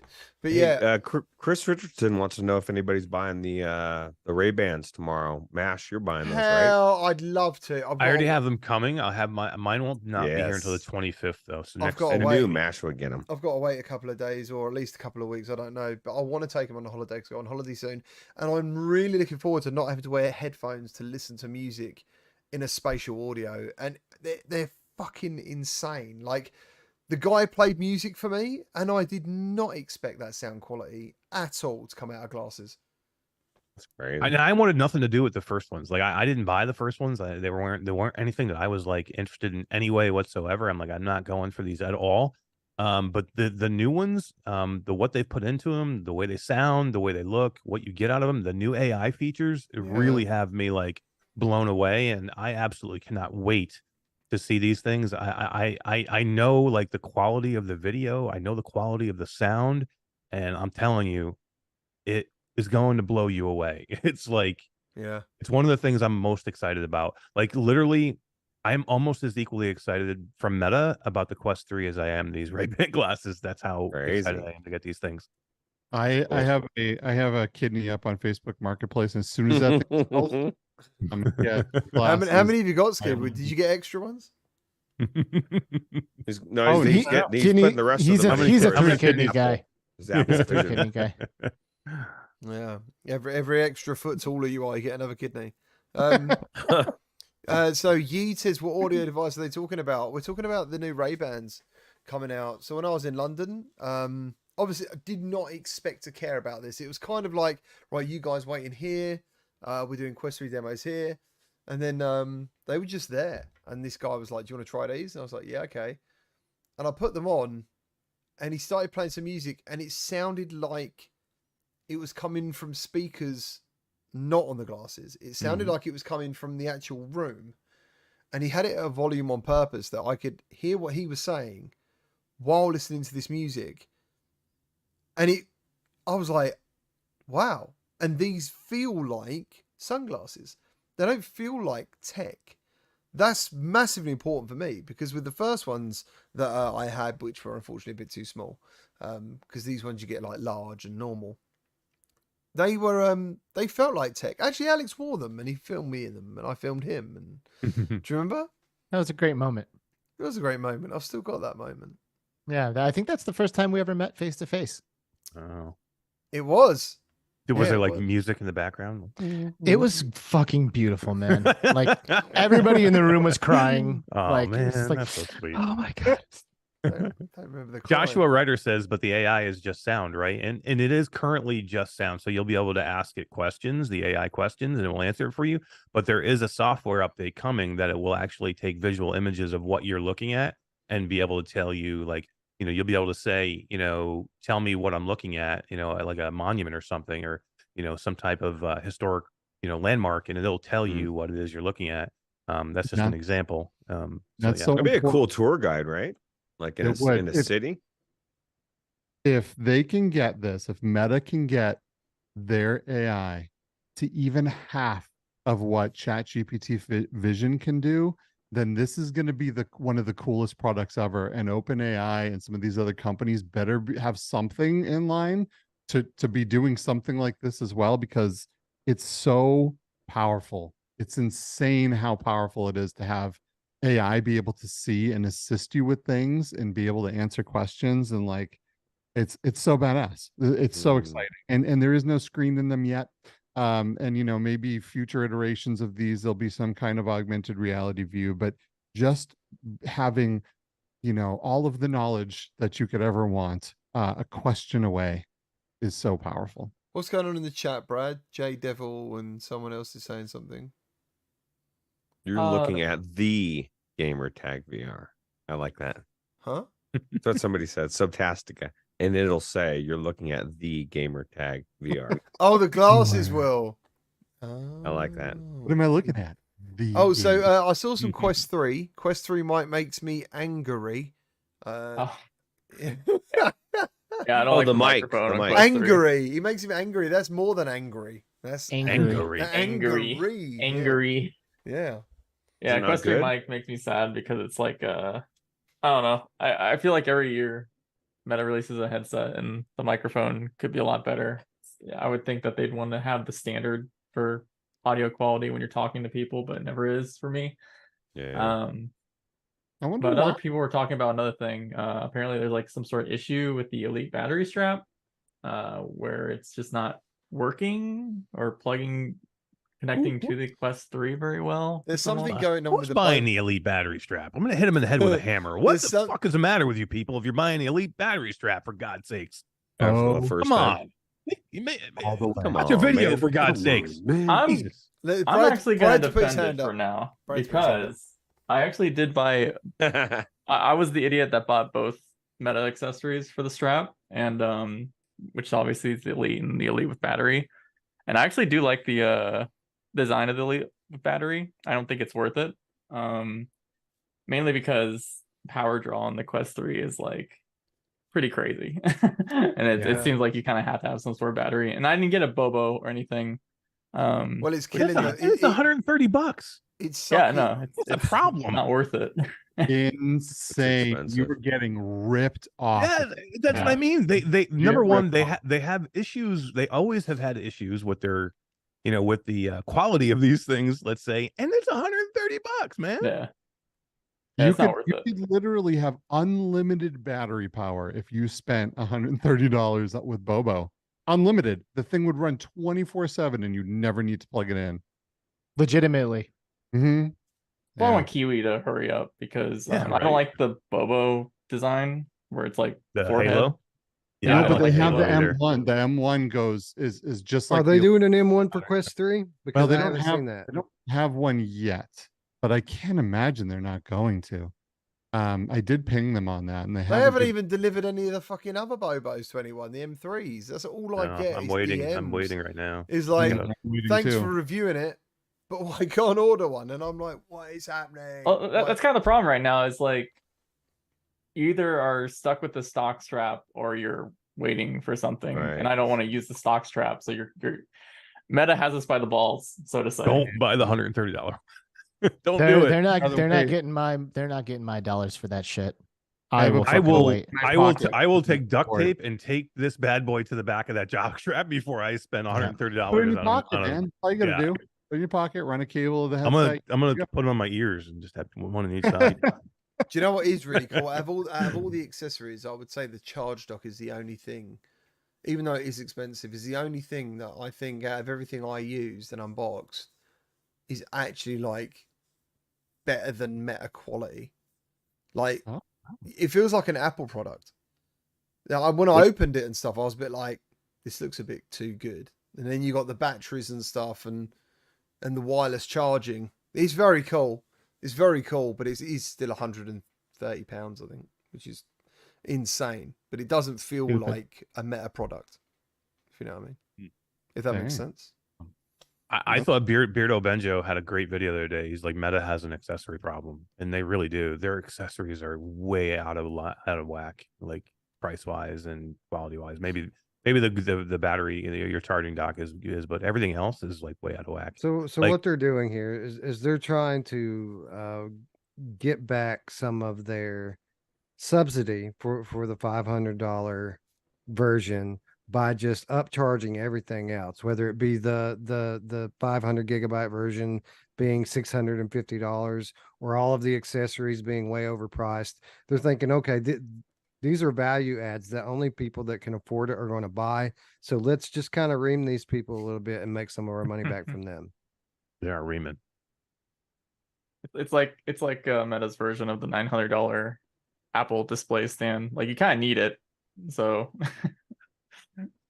Yeah. I mean, the other thing is with the Bobo as well that someone's now pointed out is that, and I know why I never figured it out myself actually, but before if you had a Bobo on the Quest 2, it would kind of like hold the charge or charge the Quest 2 and run out the battery, and then when you took the battery off, it run on the back.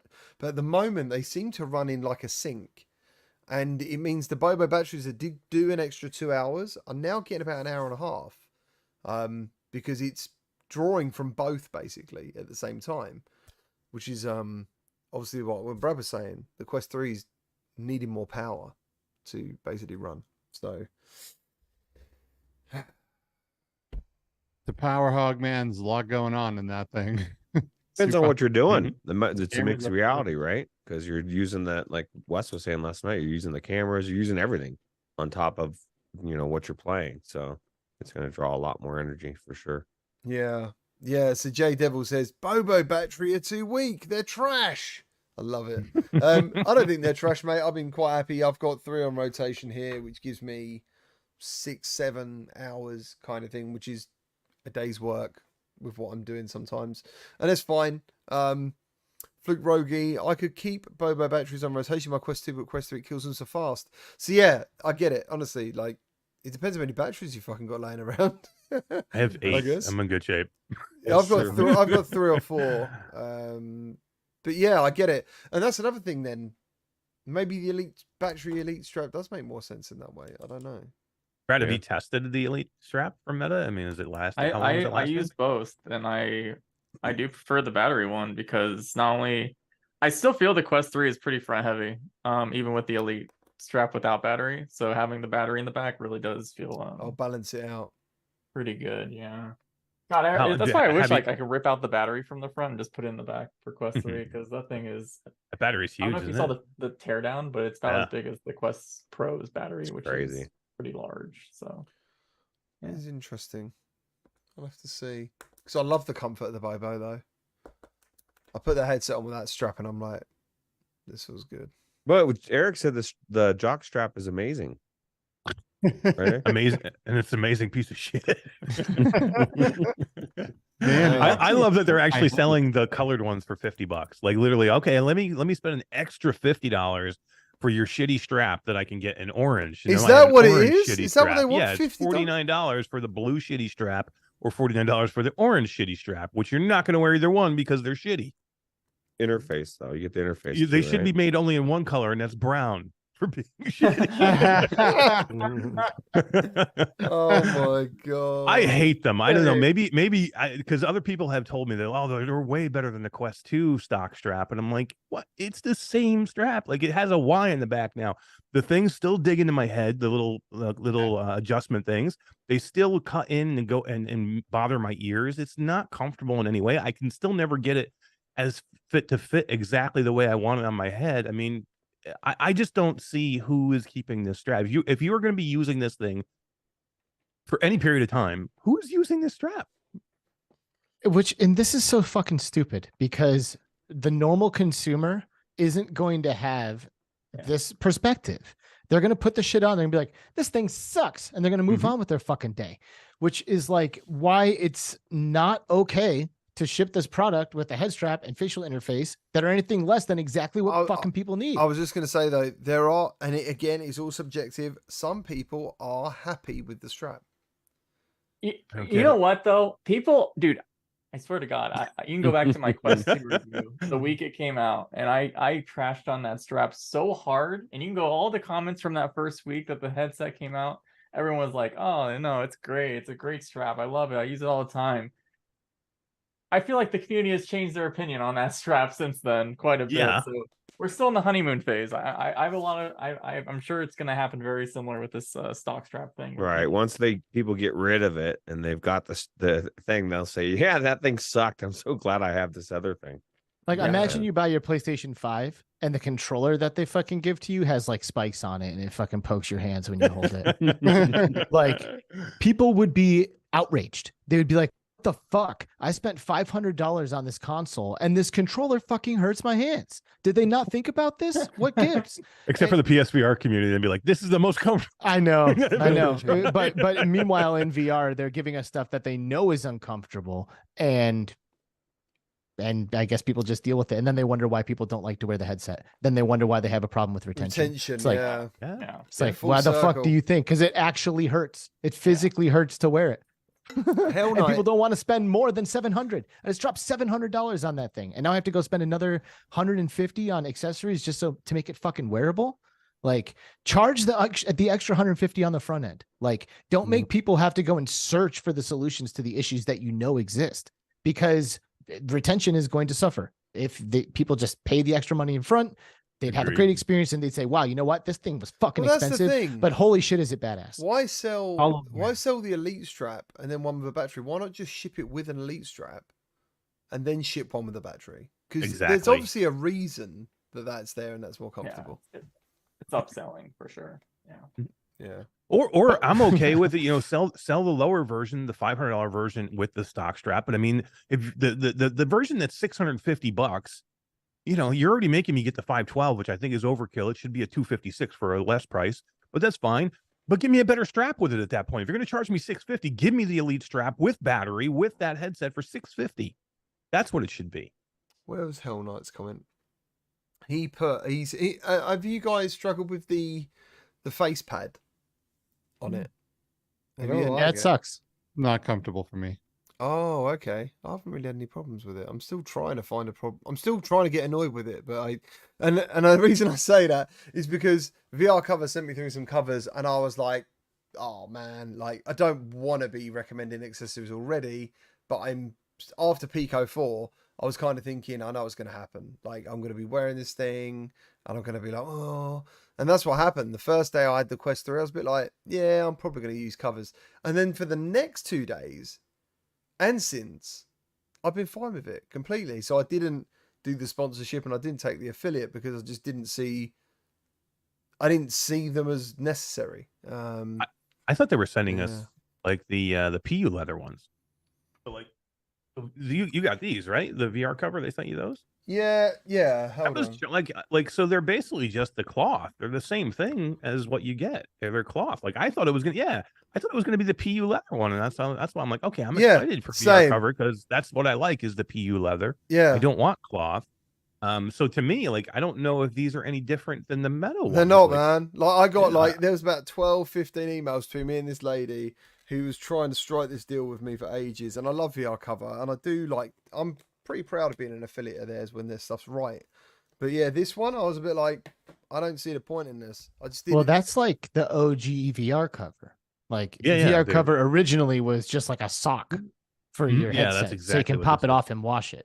But then when they made replacement interfaces, then everyone's like, oh, do you have a VR cover? And what they really are talking about is the replacement facial interfaces, not the actual sock that you guys are talking about. So this is kind of like the flagship product. The cool gel insert, man. Oh, yep. That is fucking wicked. So hopefully something like that happens instead of it. But you can't actually pull off the front of this material on Quest 3 either, can you? So that will never. They would have to replace this whole. Yeah, which they will. I've already seen some on like Amazon, some replacement. The entire the whole facial surround. interface. I've seen some. Nobody sent me any yet, but I've seen some that are like available to order. Like, you can't get them yet, but you can order them now. Parasite Green, £10 donation. Thank you ever so much, sir. I've been watching you guys in VR the whole time with the Bobo VR battery strapped to the back of the Elite. Strapped to the back of the Elite with the battery, and the weight for me is perfect. So he's got the Elite using Bobo VR batteries. Okay. Well, Bobo does make that like that little kit. That's a conversion kit that you can actually. Mash, your head's just got really whoa. Oh, because I did this. I was like, what's going on? He's grown. He's grown, dude. It's my camera. I can say zoom in and zoom out, and it'll do it. But you gotta do that. So yeah, I shouldn't do that. So yeah, Bobo makes a conversion kit that basically just goes. You can actually it's Velcro, and it's like a little dock that you can put the battery on, and you can just Velcro it to the back of your. You could Velcro it on the back of the Elite strap, and it would be perfect. Like, you could buy that right now. They have it on sale on the Amazon store. Yeah. But who's keeping the crappy strap? Yeah. Yeah. Will it crack? That's a question. Did they fix their the form factor of the last ones? God, I hope so. That would be. Oh my God, could you imagine if it did it I again? hope they're breaking. No, Just to Brad, teach everyone who buys has it a one, lesson. dude. Yeah, he needs to be taught a lesson. He needs to go through the same shit that we all went through. I hope it doesn't break, Brad. I hope it lasts It forever. never broke for me. Thank you. I don't know why. New headsets are such a double-edged sword, right? I don't know what your Quest 2s look like, but my Quest 2 is now the most comfy, amazing thing. It has every accessory on there to make it an absolute pleasure, right? And now you get this new headset and you're like, oh man, it's like when you get a new character in a game and you're like, this is awesome. He's super powerful, but now I got to re-level up and it's going to take forever. Like we got to wait for these new head straps, these new facial faces, for the extended grips on the controllers, like all of these things that really made my Quest 2 like absolutely amazing to use are now all gone on my Quest 3, and I feel like, oh, it's so bittersweet, you know.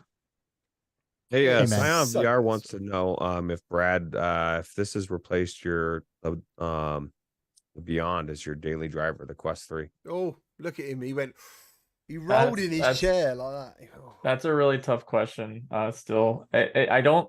So it's hard so there are things already that I actually.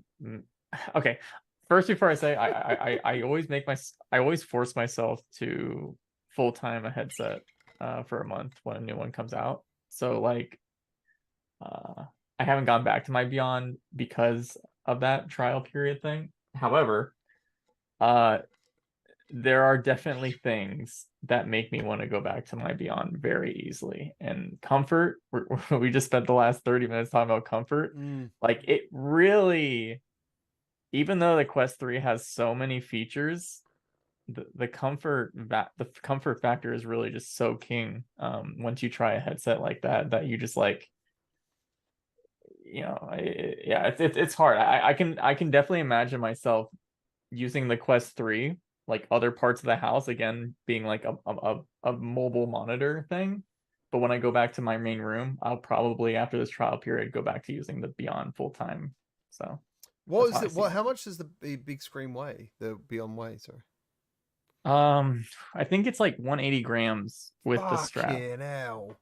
Yeah, 180. So it's like 1/3 of the weight, and I'm telling it really does kind of ruin you for every other headset like afterwards. All right, I'm coming over to try it, Brad. So that's why Brad has to stay. Let's see if you can convince me that this is a good I would love headset. to lend it to you, to be honest. Like, yeah, for sure. I just want to try it because I there's so many people that are asking like, is it really worth it? Is it worth it? That's what I want to know. Like if I put this thing on, and I get my PC and I use my 3080 Ti and I go in and play something freaking amazing, and this thing is that small and I'm blown away, I'm like, what do I do at that point? See, Mike said, I talked to Mike's got a big Beyond, big screen Beyond. I keep calling it a big screen Beyond all the time. I never just call it a Beyond.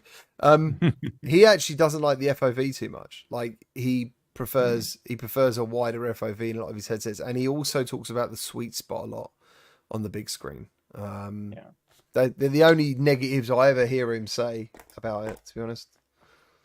It's a headset that you can't just try though, because you have to get that custom scanned facial interface, or you're not going to get the experience of the Beyond, from what I hear, right? I mean, like if you were like twins, you know, and you had the same facial structure, but I can't imagine that you would, Eric, grab Brad's Beyond and really like, that's true. Yeah.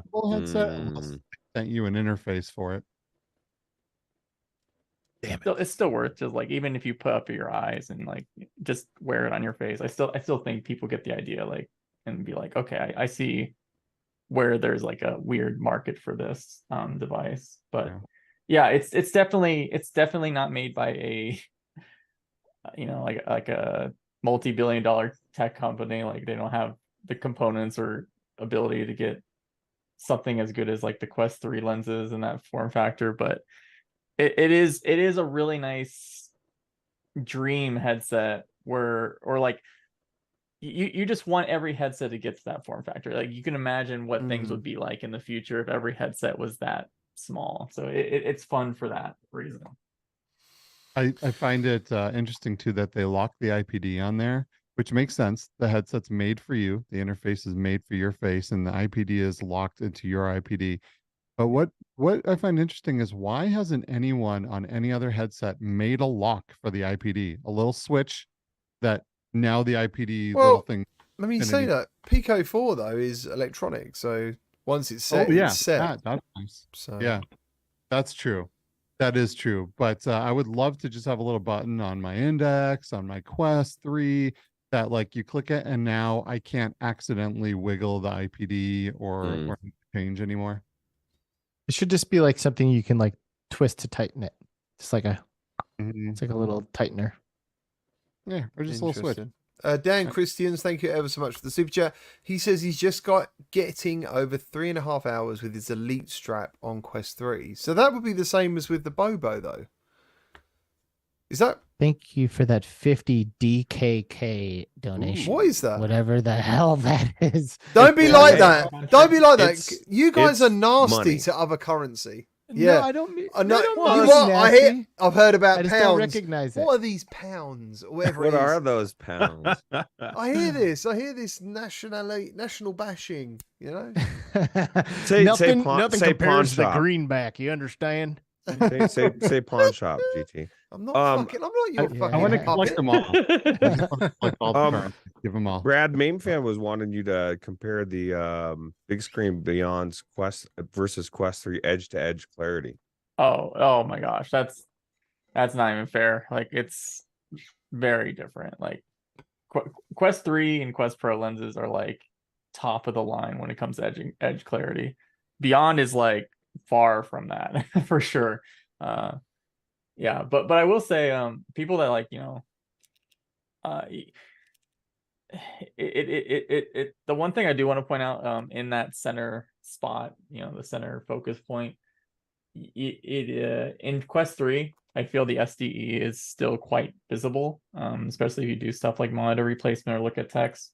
With Beyond, it's pretty much impossible to see SDE, and it's like one of the first headsets I feel that it's pretty much like that. And that's just like, because another thing, there isn't just resolution for screen door effect. There's also like pixel fill ratio, and micro OLED displays just generally have a much better fill ratio than LCD, even at like higher resolutions. Like, to make you really disappointed about LCD technology, when I went to SID earlier this year, there was a company showing off a 4K by 4K LCD around the same panel size that the Quest Pro and Quest 3 uses. But even at 4K by 4K per eye, I still saw SDE in that benchmark, because the pixel fill ratio of LCD just still isn't as good. How do you feel about Quest 3's screen door? That's one reason. That probably is the main reason why I like it visually over Quest Pro, because with Quest Pro, they push this monitor replacement thing as like the main selling feature. And as someone who's super interested, I talk about it all the time, I feel like super interested in that feature, it was far from that for me. Like when I stare at text on a white background or white text on a black background, you just see it looks like ants crawling over your eyes from the SDE and counter rotated displays. Drives me nuts. Now in Quest 3, it's definitely much more improved from the resolution bump, to the point where I think 1080p screens are pretty okay to look at, but I still really want more from resolution. You want more. I want you to want more. I do want more. I need more. We need you. Who else needs more? Oh, bloody hell, Roots! I was zoning out. How dare me? How dare you? There he is. So we've had a couple of tips here go by. So I just want to point out Dan Christensen with the 50 DKK says, in just under 3.5 hours with the Elite strap on my Quest 3, and I am disappointed. And, that's Denmark, by the way. It's Denmark. All right. Shout out Denmark. Shout out Denmark. Yeah. You ever been? No. No, me neither. I'd love to go there. We also had one from Antone Jones, who says, do you think Meta's holding off on GTA for a compatible wheel peripheral for the Quest platform? No, it ain't Yes. happening. It ain't Yes. happening. That's why. It's not happening, guys. It's awful to say, but it's not happening. Has there No. been confirmation that it's not happening, or I mean, No. I mean, we know because it's been 2 years. They haven't mentioned it, but I mean, there is that possibility that they just pull it out of nowhere. Why would you bring up something so big and then just have it never be brought up again? That's so bizarre. And I'm not saying that it's coming, because I agree. I think it isn't coming. It's Yeah. just such a weird thing. They had it, and it looked like Grid, so they're like, "No, we're not doing it." Yes, thank God. That's what it would look like. It would look like freaking Grid, someone- man. I saw someone get that game running on a smartwatch. Like, if they can get it running on a smartwatch, why isn't that running in a Quest? That's true.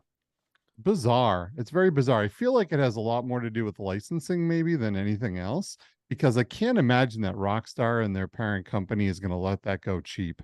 It's got to be very, very expensive. They probably want to see a certain amount of units go out, right? So I don't know. I don't know what the story is there, but I would love to be a fly on the wall for when those conversations happen. I think what it wasn't there like a GTA SA edition game come out a couple years ago that like was terrible or something? Yeah, Yeah. it was. Yeah, So, there was all of it. the trilogy. Yeah, I heard they were. I heard. I don't know if it's true, but I heard this from someone that they were basing the VR port from that, and after like all the crap that dealt with, they just didn't want to bother. So since Yeah, I saw Brad- some side by sides of that, like compared to the originals, and the new like trilogy version that they released looks like absolute dog shit compared to the original versions of the game. And it's like, oh fuck, that's not good. So since What? Brad is saying that, and I didn't want to say it because I didn't know how much truth is in it, that's what I heard.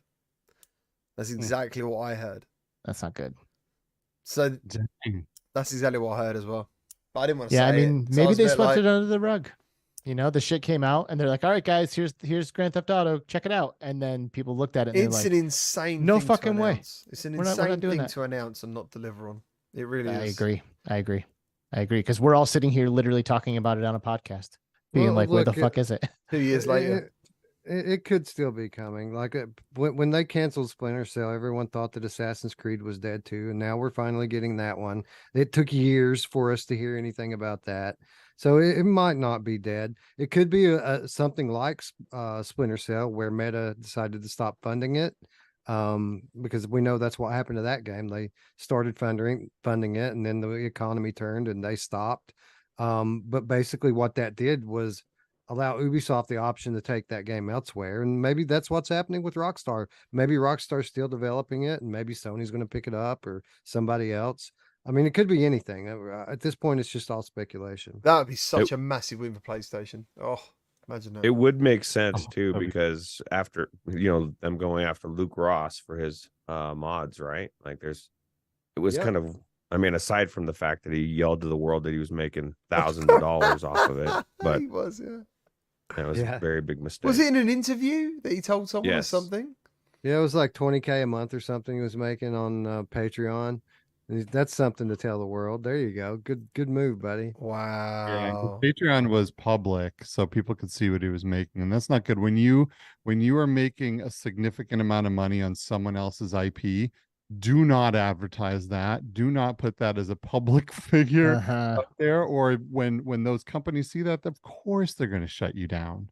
That's how this works. Yeah, I felt like I saw all the emails and he wanted people to feel sorry for him, I think. And Yeah, he wanted people. Before he even had a lawyer do anything, he was like asking people to like petition for him and shit. And like as Yeah. he was cutting off people's access to the early versions of his mod, wow. as he was telling people not to share the old versions, basically protecting himself from being able to monetize Yeah. this again in the future. He was asking people to go to bat for him. Yeah. It was strange. It was strange. I was watching these emails come in and I was thinking, what the hell's going on? What is happening? Last thing I wanted to talk about, because I still get this comment quite often and I don't really want to make a video on it, and I think it's a great time to talk about it because we're all here. PSVR2 lenses versus Quest 3 lenses and visuals, because it's the one thing that people ask me, because they're like, is Quest 3 really that good? Is it that good? Is it that much better? So yeah, like I Clarity personally, wise, for sure. yeah. And I think so. I mean, even Quest 2, I mean, if you're talking about just clarity, like Quest 2 is pretty sharp compared to the Pensile in the PSVR2, but PSVR2 is much brighter than either of those Quest headsets. Like I kind of, I played mostly on my PSVR2. So going into Quest 3, it seemed kind of dull to me. Like the brightness and contrast of it seemed to really dial back. And then of course we're going back to gray blacks again too. So it's a trade-off. It's really, all about what you prefer. Yeah. But if you want just like pure clarity and sharpness, yeah, Quest 3's the best consumer grade headset on the market right now. Yeah, that's definitely not a fair question because of everything Wes just said. You can't have HDR pull through all the light through pancake lenses. That's one of the drawbacks of pancake lenses. It doesn't let through as much light. So that's why Sony went with the Fresnel lenses, right? Because they went HDR. So it was a trade-off: HDR and Fresnel lenses or pancake lenses with no HDR. Then they went the HDR route.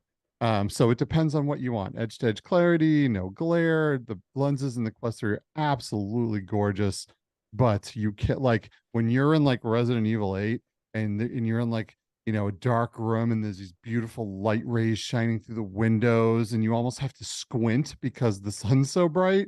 You're not going to get that on any other headset because HDR. So it's a trade-off, it's like all about what you find important. So listen, ultimately then, is it okay, right, to like a PSVR2 and a Quest 3? Yes. I hope so. No, I would have. you must fucking choose. go. You must show your allegiance. There's the too best of many both good worlds. games on the PlayStation VR2 for me to give it up. Like, You need both. that means, but I mean, no, just to give up one over the other. Like, I can't not have my PlayStation VR2. Like, I love the Quest 3, but that doesn't exclude me from getting a PlayStation VR2 because there's that if you don't have one, that means you didn't play Call of the Mountain, you didn't play Resident Evil 8, you didn't play, Gran Turismo 7. Some of the best games that I played this year were on PlayStation VR2. Synapse, yeah. So I mean, I cannot say that I'm just willing to throw that away. Like, I understand that people are like, my PlayStation's collecting dust, but it wasn't when you enjoyed every one of those experiences that you would not have been able to do, if you didn't have it. And again, I'm telling you right now, those experiences are still right today some of the best experiences I've had this year, and most of those games are probably going to win or are probably going to be up for Game of the Year. Just gotta wait. There's going to be more first-party titles. I know there is. I know they are coming. Mm-hmm. They are going to come, and something has to happen. Spider-Man 2 comes out in 4 days, and then after that, it's just fucking nothing as far as the eye can see for PlayStation. Well, they did announce a game today, Box VR. I think it was Box VR or something, and then someone. I went in the comments. Yeah, I don't know. I seriously think some first party stuff's got to happen for it. Yeah, I'm looking at it. Has to be coming. I just want to say Gran Turismo 7 is fucking awesome.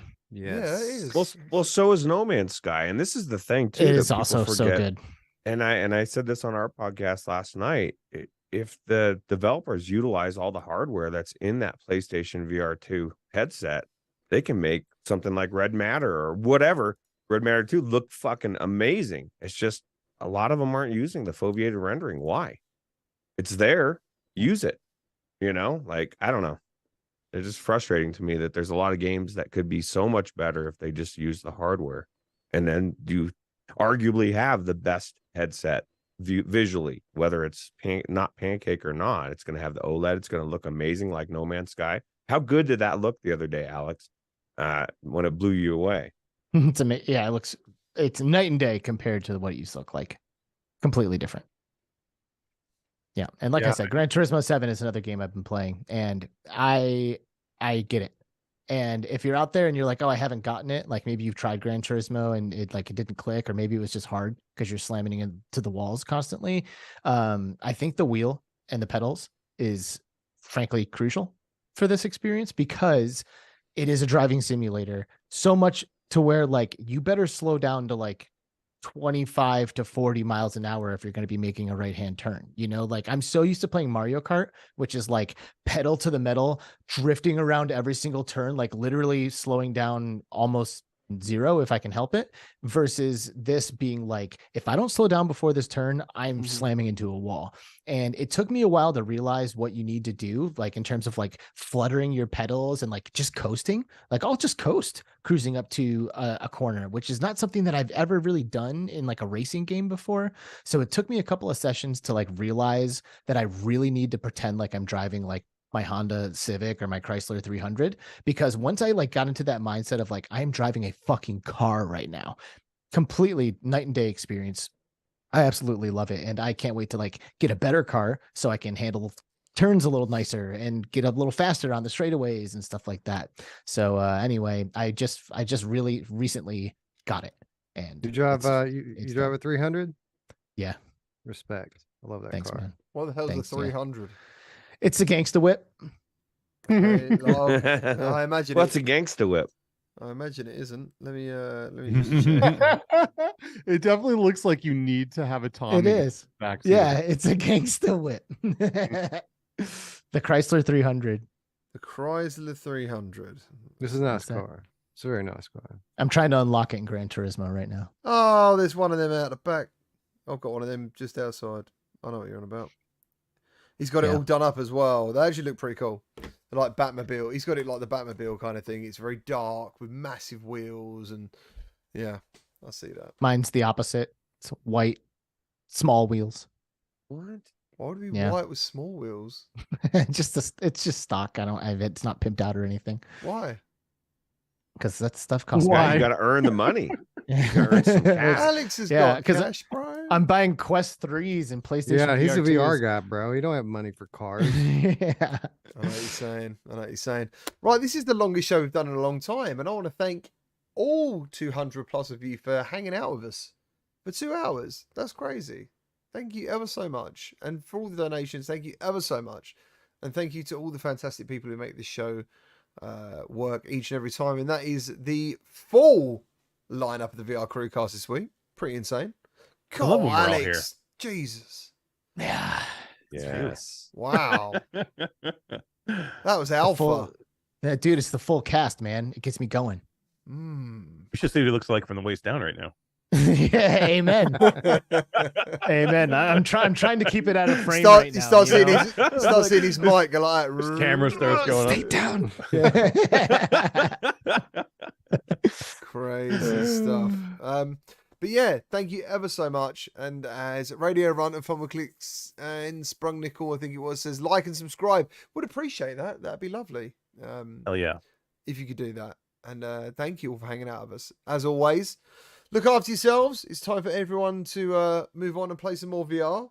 And we will see you all next week for another show. Take care. Thank you. Bye bye bye bye.